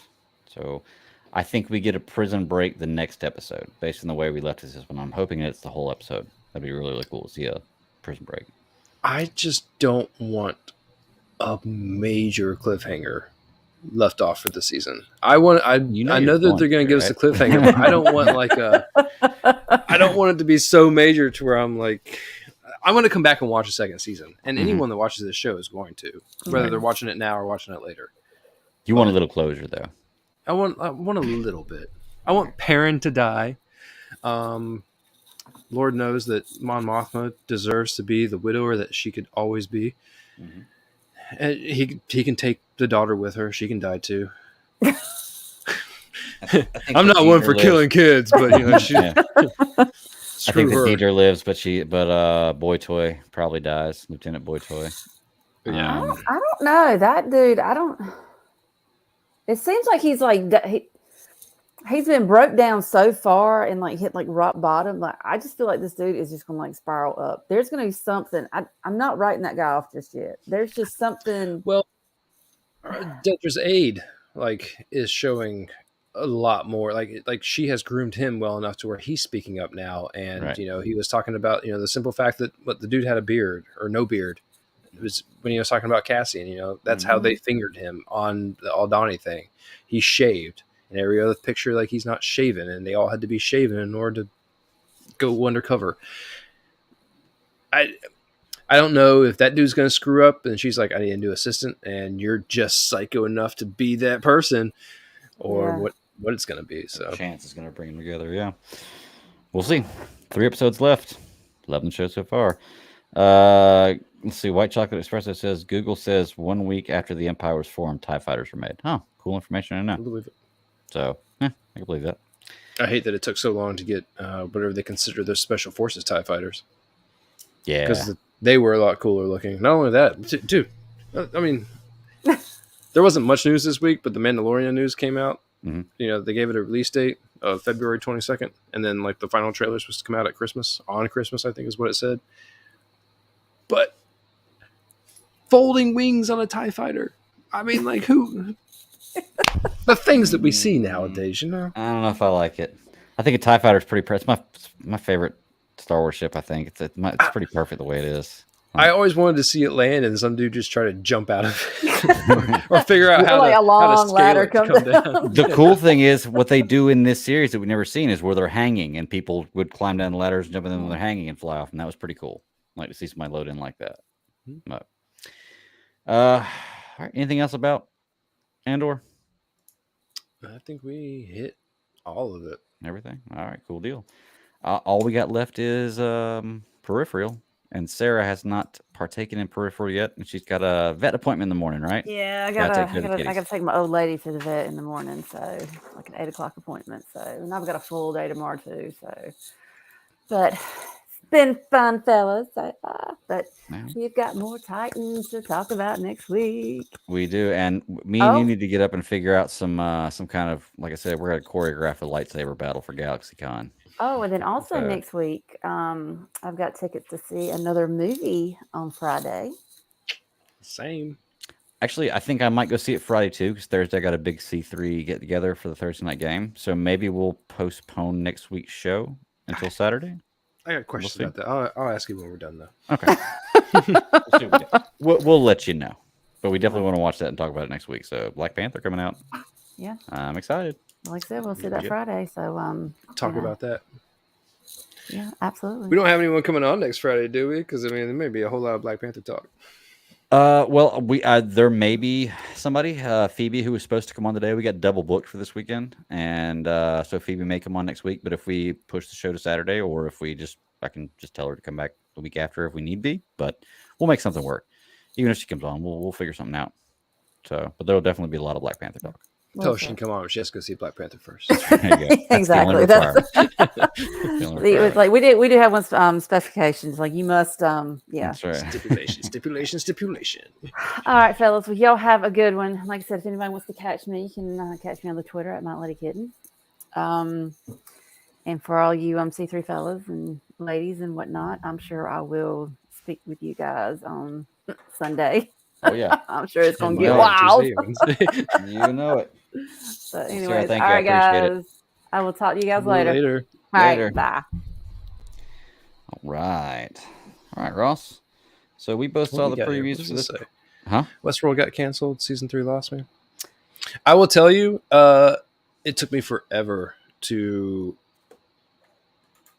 not get through season 3, but to get to season 4. Season 4 I thought was a lot better of a season of Westworld, and I knew it was going to be the last season because I'm pretty sure they announced that before season 4 dropped. I feel like that was news that I knew already. They definitely tried to wrap up season 4. So, okay. White Chocolate, you get a chance to watch season 4 or power through season 3. I say definitely do it. I was a fan of season 4. You know, Westworld was always one of those ones that I've heard people have told me was a really good show, and when I look at it, I'm like, man, that looks really cool. Just never watched it. I think that was before Westworld was before HBO became HBO Max, right? Yes. That's why I never watched it because I didn't do any. That's why I never started watching Game of Thrones because I didn't do any HBO shows before HBO became HBO Max. That's when I dove into HBO.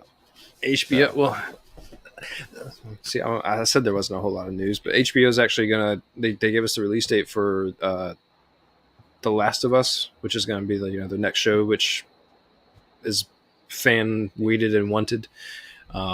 That's supposed to take the Sunday 9 o'clock spot for the foreseeable future, and it looks like they're going to try to tit for tat House of the Dragon and The Last of Us for not the foreseeable future, but they're going to keep trying to bring those two seasons to the Sunday 9 o'clock spot, which has always been their moneymaker. Well, the Last of Us better last 2 years on Sundays then, because House of the Dragon. No, that's what I'm saying. Right? Like, it's not going to be round the calendar, but they're both gonna. There's going to be more shows that they drop too. I don't know what they're wanting that Sunday night prime time 9 o'clock slot. They're wanting to compete with Sunday Night Football.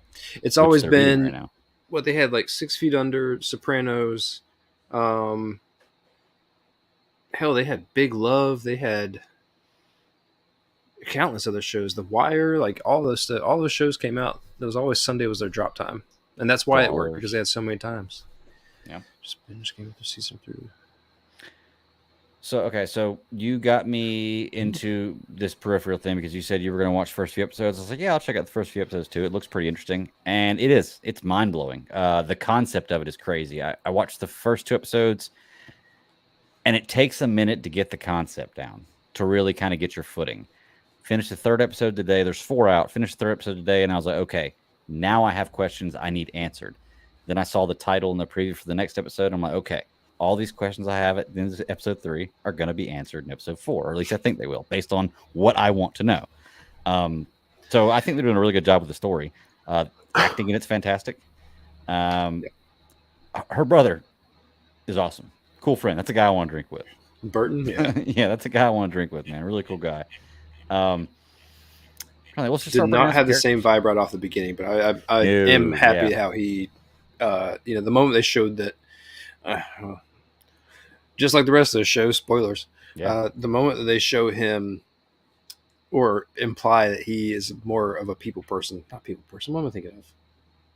He's got a bigger heart than what they've been leading on to the whole entire time, because he was feeding the mom his pills for pain rather than what he was accused of, taking her pills for his pain. Mm-hmm. And so that whole twist was really interesting. Mm-hmm. Yeah. Go ahead. No, I was just going to say his storyline's great because you don't know a lot about him to begin with, other than the fact that the storyline it sets you at the beginning is 10 years from now. It's like 2033 or something like that. 2032, yeah. 2032, because it's like 10 years from now, somewhere in there. So it's a future you can kind of look at and be like, okay, I can believe some of this stuff, and maybe in 10 years we'll be there. And it's basically VR is so big and gaming is so big that people pay him to help them get through games. But the realistic part of it is his sister's the one who's really good at it, just plays under his gamer tag. So he's good, but he's not as good as his sister. So yep. And she has a 3D printing shop? Is that what she owns? She works there. I don't think she owns it. Not yet. She doesn't in the beginning. Yeah. Not yet. Yeah. Which is pretty cool. And I guess, we'll just break down kind of the concept of this. I've been trying to explain to people because oddly enough, a lot of people haven't heard of this show when I ask them about, like, dude, have you heard of Peripheral? Check it out. And they just have no idea. And maybe it's because it's on Amazon. I don't know.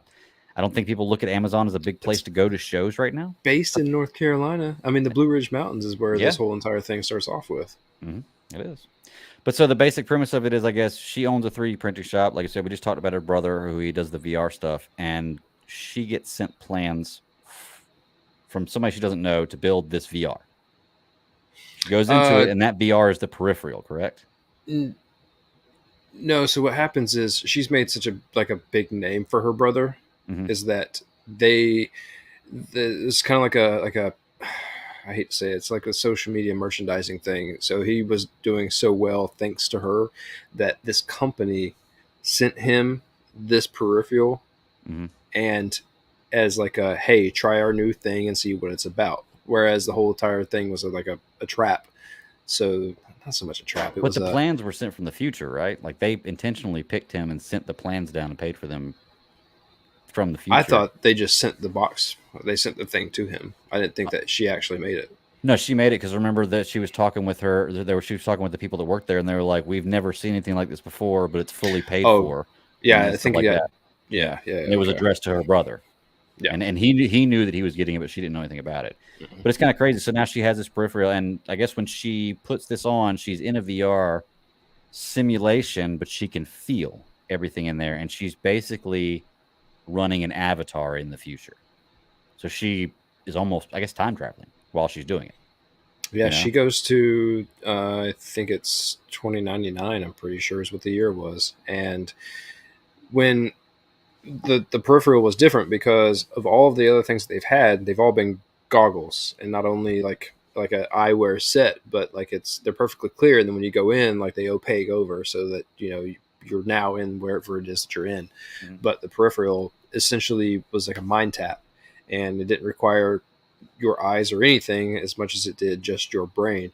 I don't quite understand how it works completely because it's almost like trying to send your subconscious through the I'm assuming internet to the future, and how this is actually working is still beyond me. Mhm. But thanks to movie magic and my ability to understand fantasy and science fiction, I'm okay with it for right now. Yeah. The idea I was going to say, The- I think that we're still yet to learn. I think Yeah. it's all starting to come undone. We're only in episode 4, so it's all starting to kind of.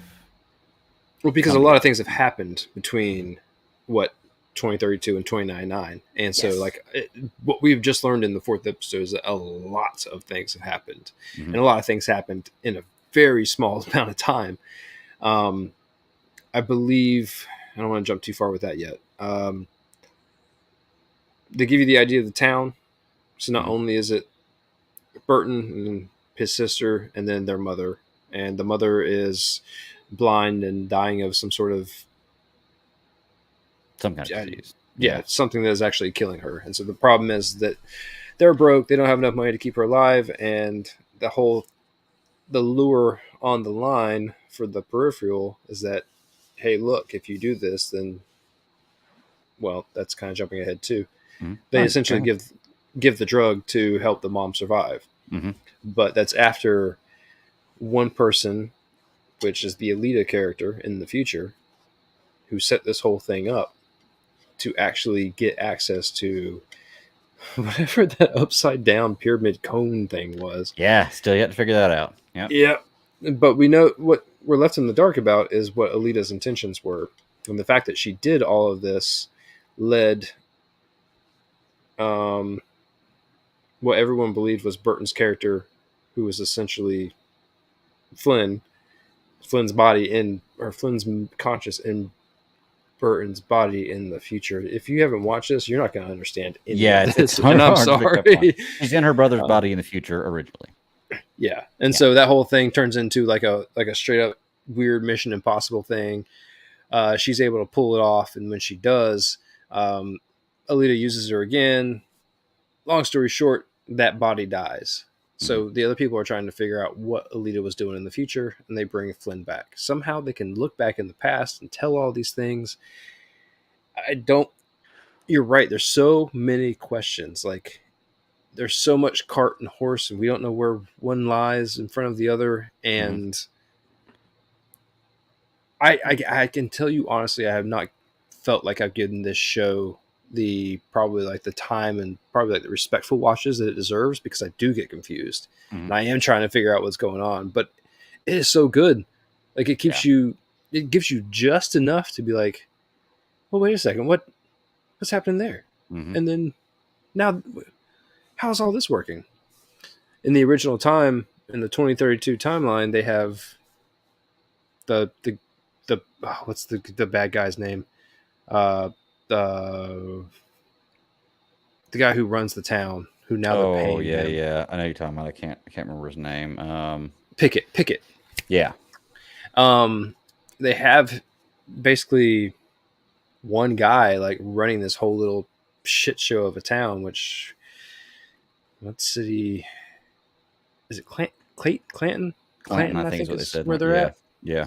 And so when they do the flashback for the third season opener, or third episode opener, it shows you just how evil this guy is. Yeah. But he's fighting evil is what he's doing. But right. Evil fights evil. It's still all evil. Well, he And was so it's taking out the essentially ones who were in charge, who it's were going to be his challenge, yep, basically. gang turf war is almost pretty much what it comes back down to. Mhm.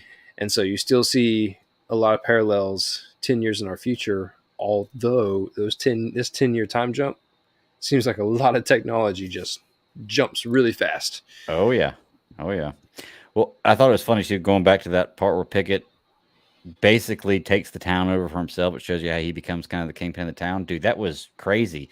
And he even says it. He's teaching his son, or he's like, one rule if you're gonna be the boss is you don't have all your bosses meet in one spot. And that's what he did. And he made this car for him, and he got him in there and locked it up. And like, I guess what did he do? Did he keep him in there until they probably passed out from heat exhaustion, and then nailed them up to crosses? Yeah, Because we see the video of him doing that. Yeah, you basically roasted them on the inside of that thing. Oh yeah. But it's crazy because they even mention in this show, which is I'm glad they touched on it, that they know stuff that happened in the past because of history. But once they've interacted with her, they've now changed history, and they're in an alternate timeline. Here we go. I was waiting for you to talk about this in like a text or something and be like, how are we doing the time paradox? Because I don't understand the rule set yet. I don't understand the rule set on it either, but they at least acknowledged it. Because as soon as you say that, I'm like, okay, we're doing time travel. What's the rules? And we don't know the rules quite yet. I'm going to give them time to work it out. But they did mention that they're now in a parallel or in an alternate timeline. So, okay, cool. At least they acknowledged that. I was interested to see the first time that you see, I guess, her brother and all his friends come together and fight. The first time they get attacked, because they're now having people who are getting hits from the future, getting paid to kill them in the past. And her brother's badass, and all her friends are badass. And like, I was looking at it and I was like, okay, I get it. They all serve together.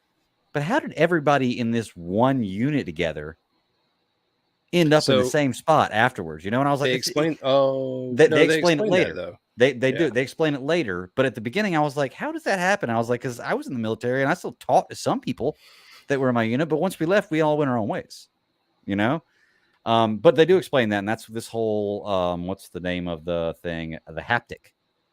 Yeah. Which is pretty cool because it actually ties into what I'm forgetting everybody's names, man. Flynn does into the future, which by the way, we're going to talk about that too. But this haptic is pretty cool. So it's like a new feature for the military. And I guess it's basically, it's like hive mind.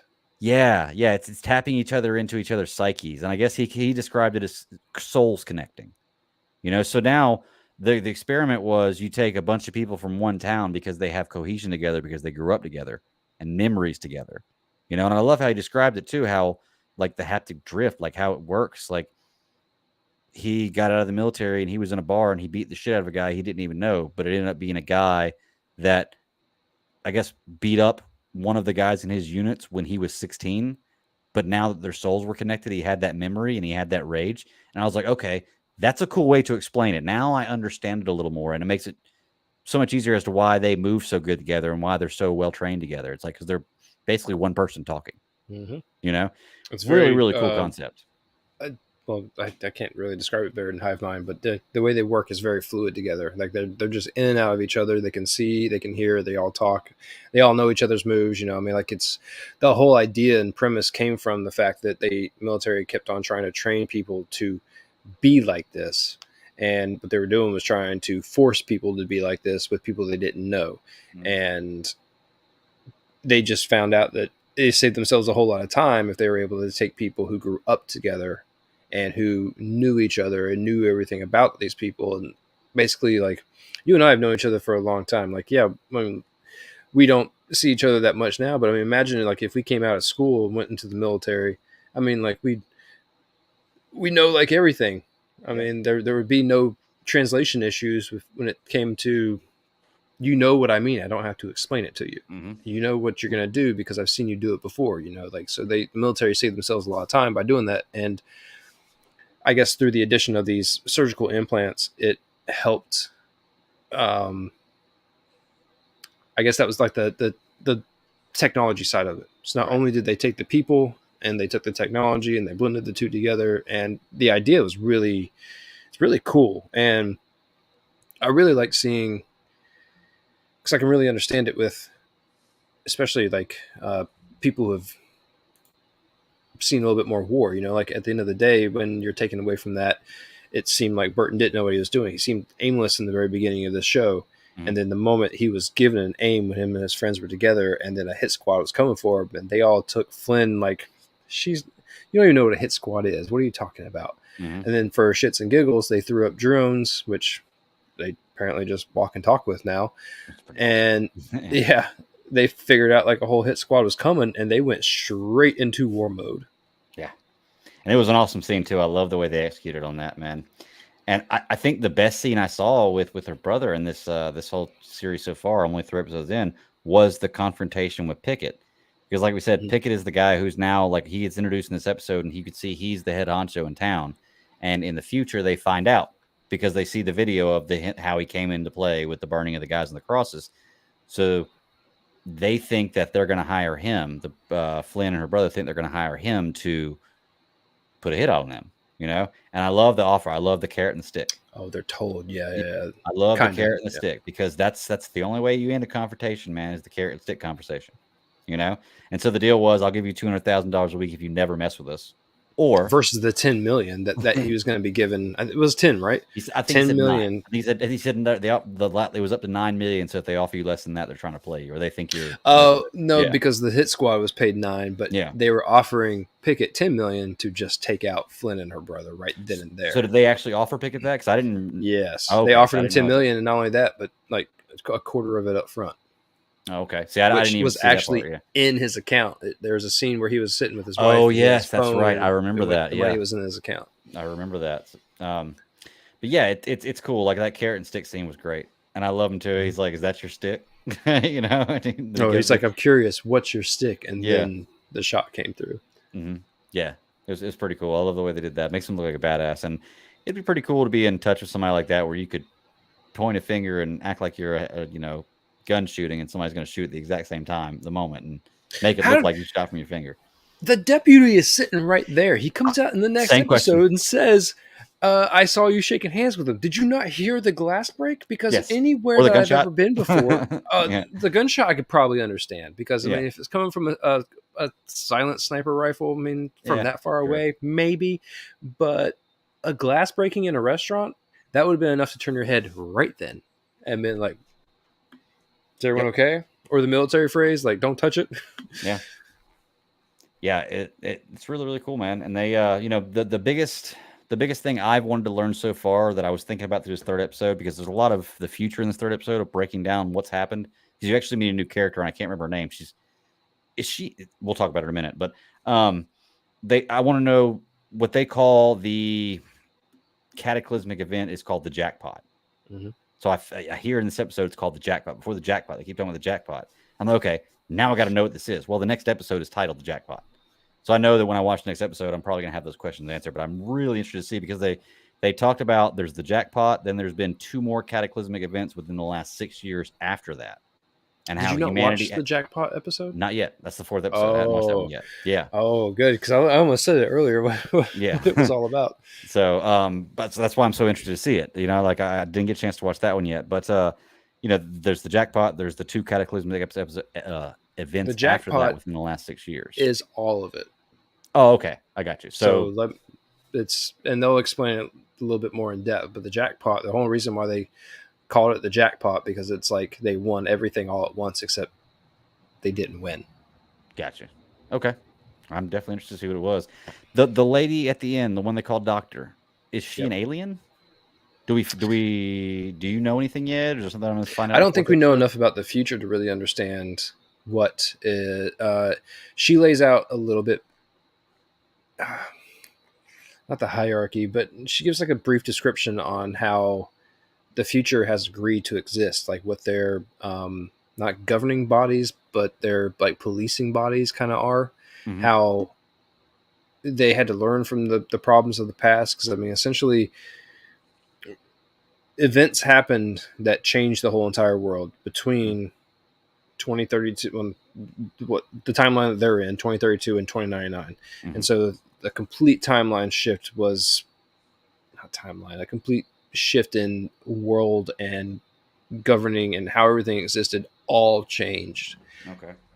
But what you see is so many years past that to where humanity survived and kept on going on. It's questionable still after episode 4 what or who anyone is, because technology made still more jumps and leaps and bounds. In 2099 they have all these androids, and not only that, they have bodies for Flynn to exist in through time jumping or through the peripheral itself. So And it's I have not apparently a read pretty any of common these thing. books. Yeah. Yeah. No, Not the time, but having somebody embody a peripheral, like somebody from somewhere else in the world embodying one of these dead bot or one of these shells. bots. Basically.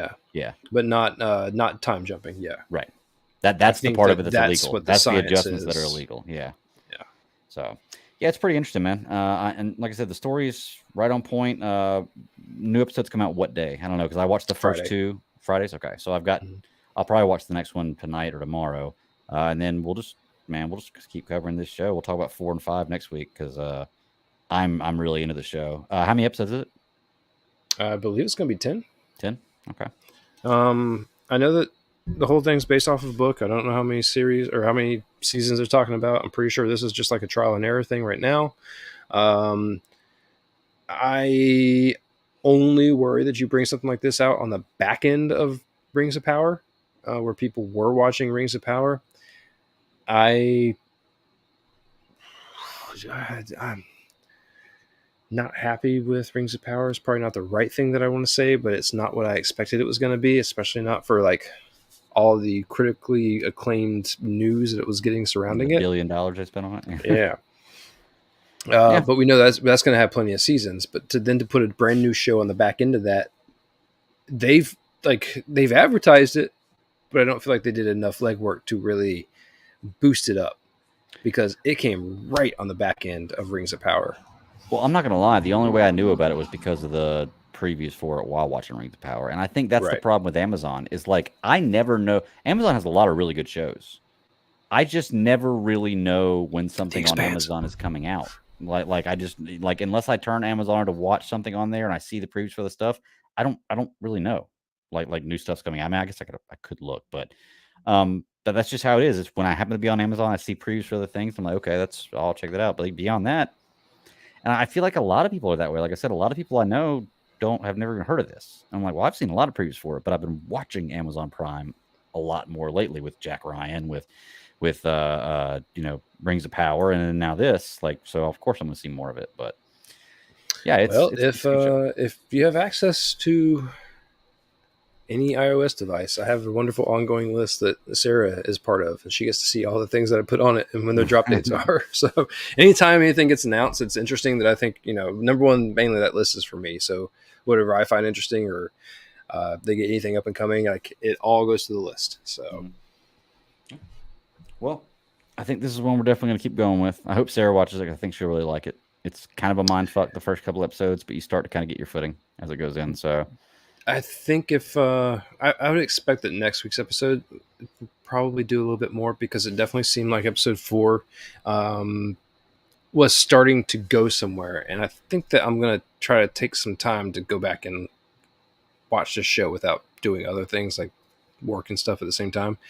So 'cause I haven't paid enough attention as much as I got lost trying to understand some stuff in episode 4.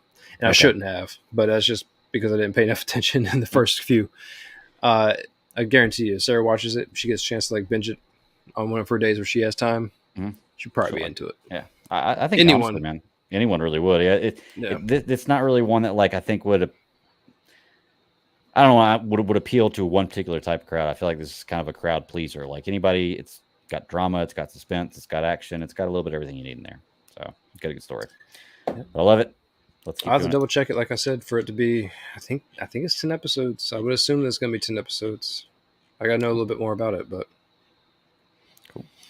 Well, dude. Other than that, we just got random bits. News. Sandman. Bring Me a Dream. Season 2. Season 2. You get that coming out. That's actually. I don't know enough about Sandman, so.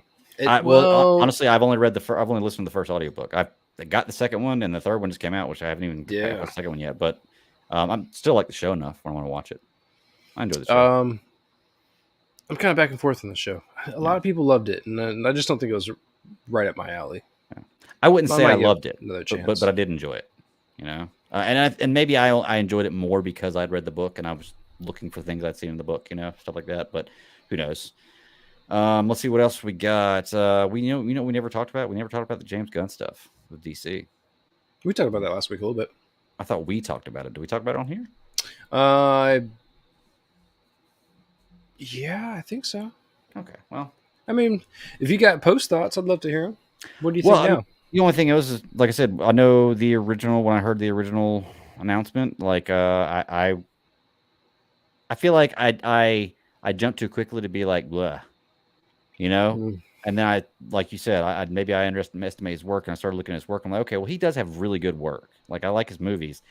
My thing was, I was like, well, I don't want that James Gunn tone on everything. I like it, but I don't want it on everything. And then I thought about it. I'm like, well, he's not directing everything. He's just in charge of the studios. So I imagine there's still going to be a lot more creative freedom with the directors. So I feel like, give him a shot. I think he'd do a good job. You know, he's put out some really good stuff. Some of it's a little bit different taste than others, but I mean, it's good. I'd like to see what he can do with it. Well, that's my beef with like what I was talking about with like Titans and Doom Patrol. I know that I don't mind parallel universes existing and happening. Like I'm okay with it. The problem is that I would at least like more clarity in the division, right, of how all this stuff is happening. I'm okay if they want to tell multiple different stories, but I don't want like crossover events. I just want enough. I'm not saying that other people do it right. Other people do it better. Other people do it better. It's okay. They do it better. Yeah. It's taken a long time for that to happen. And, Disney Plus is a new platform that they're experimenting with, which there's even more news about that too. I'll talk about that later. Mm-hmm. James Gunn is supposed to be, he's essentially going to be like the round table for DC. We did talk about it last week, so I remember parts of the conversation. Joker's not going to be a part of it, 1 or 2. And then it doesn't look like the Matt Reeves projects are going to be associated with it. The problem is the Matt Reeves project is getting a spin-off show. And so, once again, parallel universes aren't bad, but I don't... Where do we draw the lines? Are you talking about the Gordon show? No, the Penguin show. The Penguin show, okay. Because do you remember they did announce a Gordon show, too, originally when that came out, and never happened. Yep. So I wait to see until it actually happens before I say, okay, they're doing this. Because the Penguin show is supposed to be still gaining traction. I'm not sure if they've started production or if they've ended production. I'm not sure where it's at. But I do know that I have heard nothing about it being canned, period, which is what I found interesting that they did with Batgirl, the movie, then they canned that one. I understand why from like a logistical standpoint, I guess. It made sense with all of everything they were talking about, but why would they not do it with other parts of their projects? Like that's why I say Doom Patrol and Titans. I don't know what they're going to do with it after this. It's so up in the air, man. We've heard so many things. Like I know Flash has been filmed for like years. We still haven't seen that. There was Blue Beetle news. I actually saw Blue Beetle in costume. I still haven't heard any news about that. Like Green Lantern was supposed to come out with. They hinted at Green Lantern with Diggle and Arrow years ago, and we still haven't seen anything about that. Like I'm not saying you have to make Diggle Arrow, but like give me some freaking Green Arrow. I have heard Green Lantern news, but none of it has been Lantern. Sorry, yeah, has been concrete enough for me to like really talk about it. They still seem to be running with the John storyline, so I'm fine with that. That's cool. Yeah, I can deal with. I just don't know how it's going to connect, which is what that connect. I don't know how any of it's going to happen, and so when they keep throwing more stuff out there, I know. Okay, Titans and Doom Patrol are already made. They're filmed. They're ready to go, and they can't put that back in the can because the series still exists. Like they're still out there. They've already been presented to the public, which means that they don't save money by not showing it, which is what they did with Batgirl. I don't know if that's how the Penguin show works too. I'm confused on that part. I'm okay with the Matt Reeves Batman if they want to treat it as like a prequel to where we end up with somewhere else, but it's so night and day different with BVS and everything else. And look, I don't have anything negative to say about any of those movies, but would you have something negative to say if they take all of these casts and characters that they have, and I guess revamp would be the best word to actually, to recreate, reboot, revitalize, the Justice League storyline? I'll be honest, man. Give me Cavill, give me Gal Gadot, give me Jason Momoa, and I want to say Ben Affleck too. But of those, I can understand. And then you can recast anybody you want to, except for maybe Black Adam, because I can't picture anybody else other than Dwayne Johnson playing Black Adam. You can recast anybody else you want to. Like, I want those three characters to play those three actors to play those three characters at least. Give me Ben Affleck's Batman back again. That'd be great. I'm totally cool with that too. But I don't see that happening.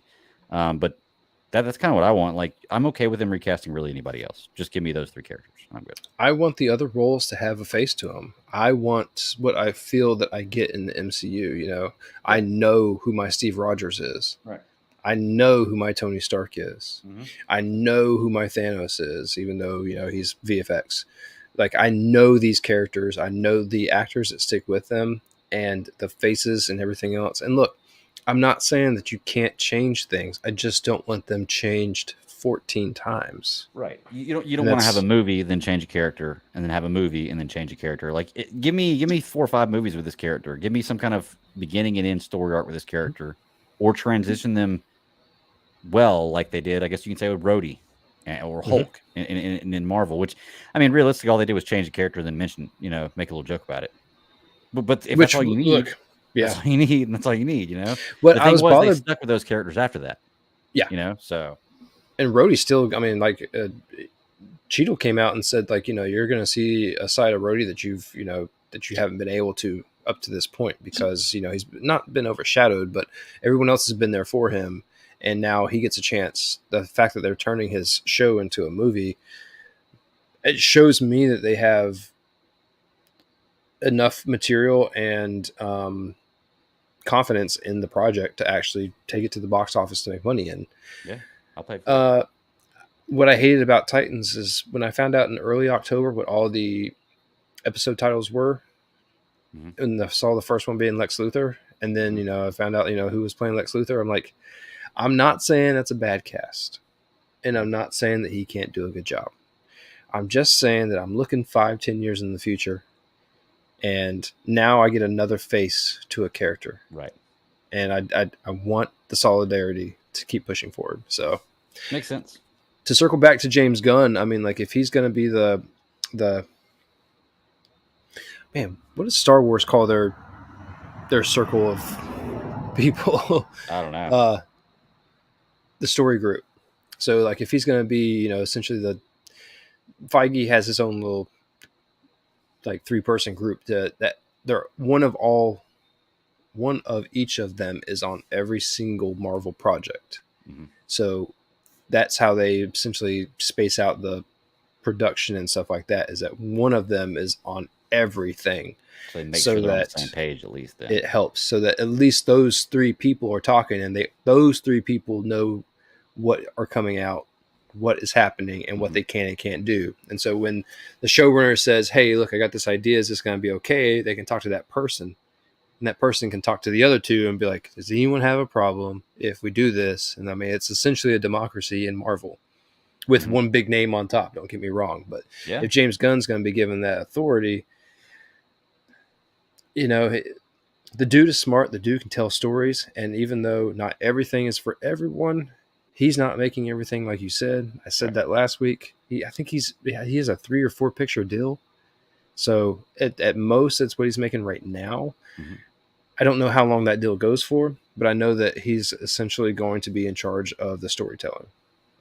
Cool. And I know that his only boss is supposed to be him, and the other dude is the financial dude. Saffron, I think is his name. his boss is supposed to be the CEO of Discovery, so that's who he has to answer to.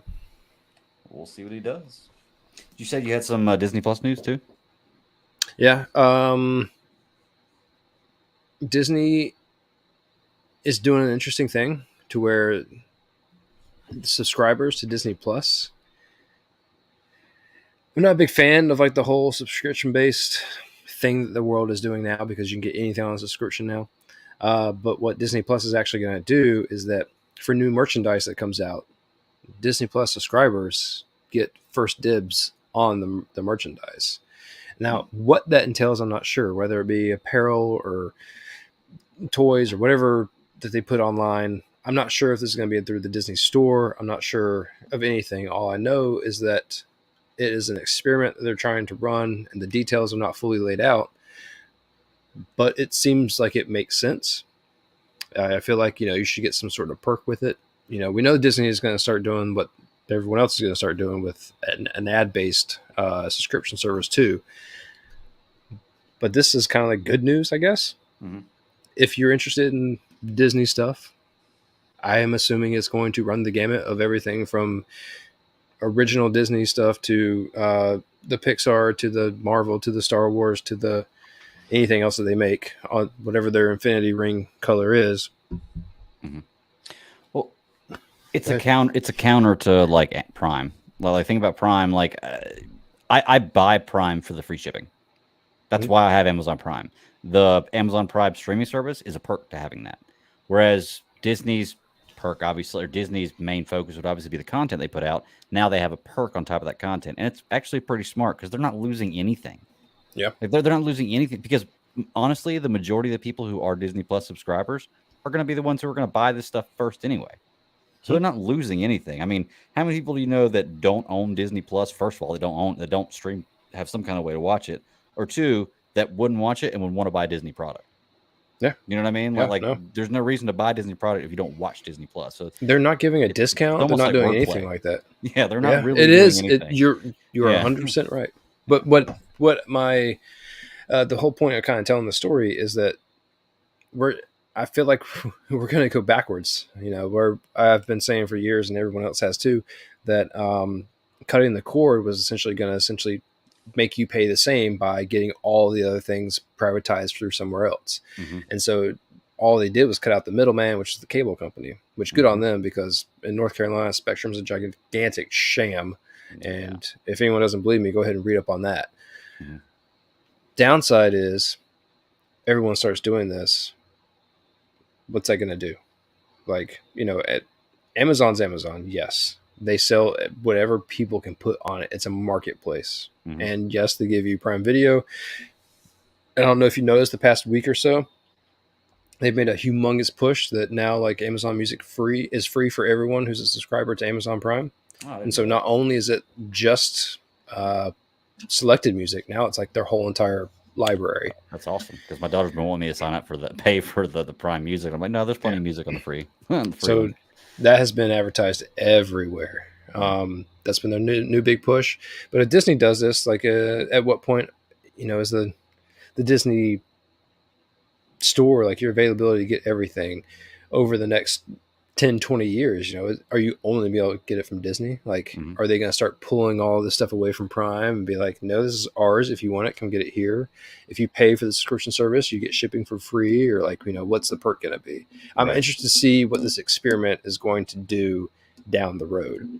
Yeah. Because now everyone has their own streaming service.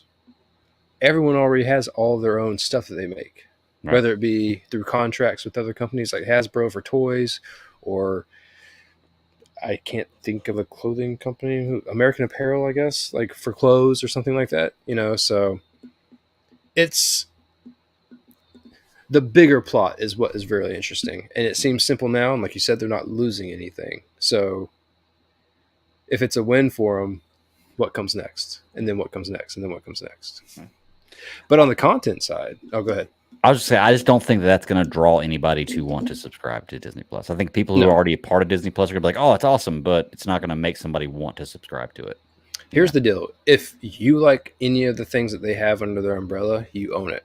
Yeah. Too, if you have kids and you don't like anything underneath that umbrella, you own it. Because if Yeah. you have kids, that's where you get your stuff from. Yeah.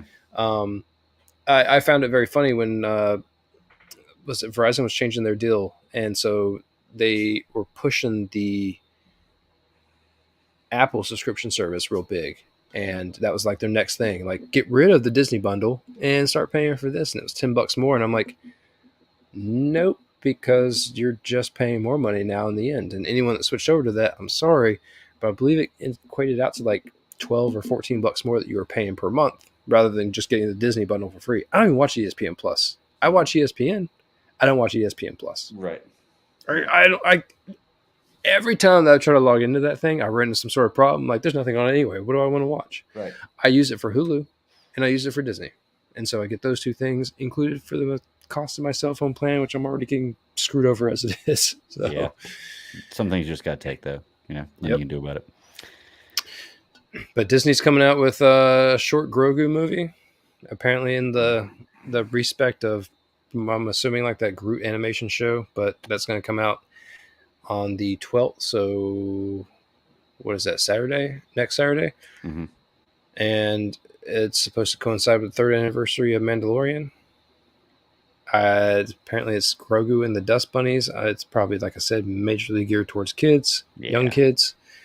And like I said, Mandalorian's got its release date, so score on that. Finally, I don't need to know anything else about that. There's a whole lot of things that once I see the first trailer, sometimes I watch like maybe a little bit more, but I don't want to go down the rabbit hole of everything. I'd much rather, like you said, like I've told you, just watch it, and when I get there and I see it, I'm like, okay, I'll talk about it now. Yeah. What else? There was something else. I don't know. Disney, Marvel, Star Wars. Oh, the Agatha. Aubrey Plaza got cast for the Agatha show. I saw that. Don't know the character or anything yet. We just know she got cast. Excuse me. No, they have. I think they have a solid 6 names attached to it now. So assuming that they're actually building the Covenant, I would be my guess. But it's good. I mean, they're getting traction on it. I don't know if last week I talked about the Vision show coming out, which they're calling Vision Quest. So that's the other spinoff that's coming off of WandaVision. Which is good. I need to see White Vision turn more into Vision. I need to see him, get out of his ones and zero phase and logic and this and that and turn, back into the Vision we know. Back into Vision. Yeah. I'm actually more excited for the Agatha show, to be honest with you. I wasn't the biggest fan of the Scarlet Witch show, but it wasn't terrible. I mean, it was a good show. It's just that I think that character would be really fun to dive into and see what she does. So I don't know. It's Marvel. Like I said, most of the stuff they put out is really good, and when it's not really good, it's still usually pretty good, and there's very little stuff that's not that great. So they got a good track record. Other than that, man, apparently video game shows are the next big thing. What's the next one? Oh, well, there's like, I know we're supposed to be getting a Borderlands movie at some point. I know I think it's spring that we get the World of Warcraft movie. Not World of Warcraft. Is it World of Warcraft? So they already did that, didn't they? That was a few years ago. It's Dungeons and Dragons. My bad. It's just not a video game. But and then there is was it Steve Blackman, the showrunner for Umbrella Academy, is leaving. He's not leaving. The show's done after next season. He is making. Shoot, I'm gonna have to look it up. But he's making a video game thing too, and it looks like it's going to be a show for Netflix. I'm assuming. Netflix will throw it against the wall and see if it sticks, I guess. Well, they won't care if people like it or not. They'll cancel it if they want to, right? Yeah. Well, buddy, that's it. I think we ran through the whole list, the shows, the news, the guests, everything. It's been a good week, man. Still a short show for this week. 2 hours, 15 minutes. Still a short show. I'll tell you tonight and talk about Black Panther next week. We may need to just do a Black Panther segment and then do the show. We may need to. We may just have to do a whole separate Black Panther show. Well, I'll tell you what. Next week, I think that we're all planning on going to see the show on Friday. So we may push the show next week to Saturday. Just depending on the schedules go. If you're still listening to this point, I'll tweet it out or make the announcement anyway, so that way people know. Or hey, if you're subscribed, it'll just pop up whenever we go live. But check us out because we will definitely be doing Black Panther next week. We're going to continue with Andor. We're going to continue with Titans. We're going to continue with Peripheral. Keep going. May have a guest next week as well. Check us out live 9 p.m. Eastern Standard Time on Fridays on YouTube, or sometimes Saturdays if things happen. Give us a like, give us a review, share. Make a comment in the comment section. Help us beat the algorithms. That's the big thing on YouTube, is beating the algorithms. And you can catch the audio on any podcatcher of your choice. I usually drop the audio an hour after we finish recording, so should be Saturday morning this hits, and come check us out on YouTube. Other than that, man, I'll catch you next week. All right, bud. Yeah, man. Later, bud.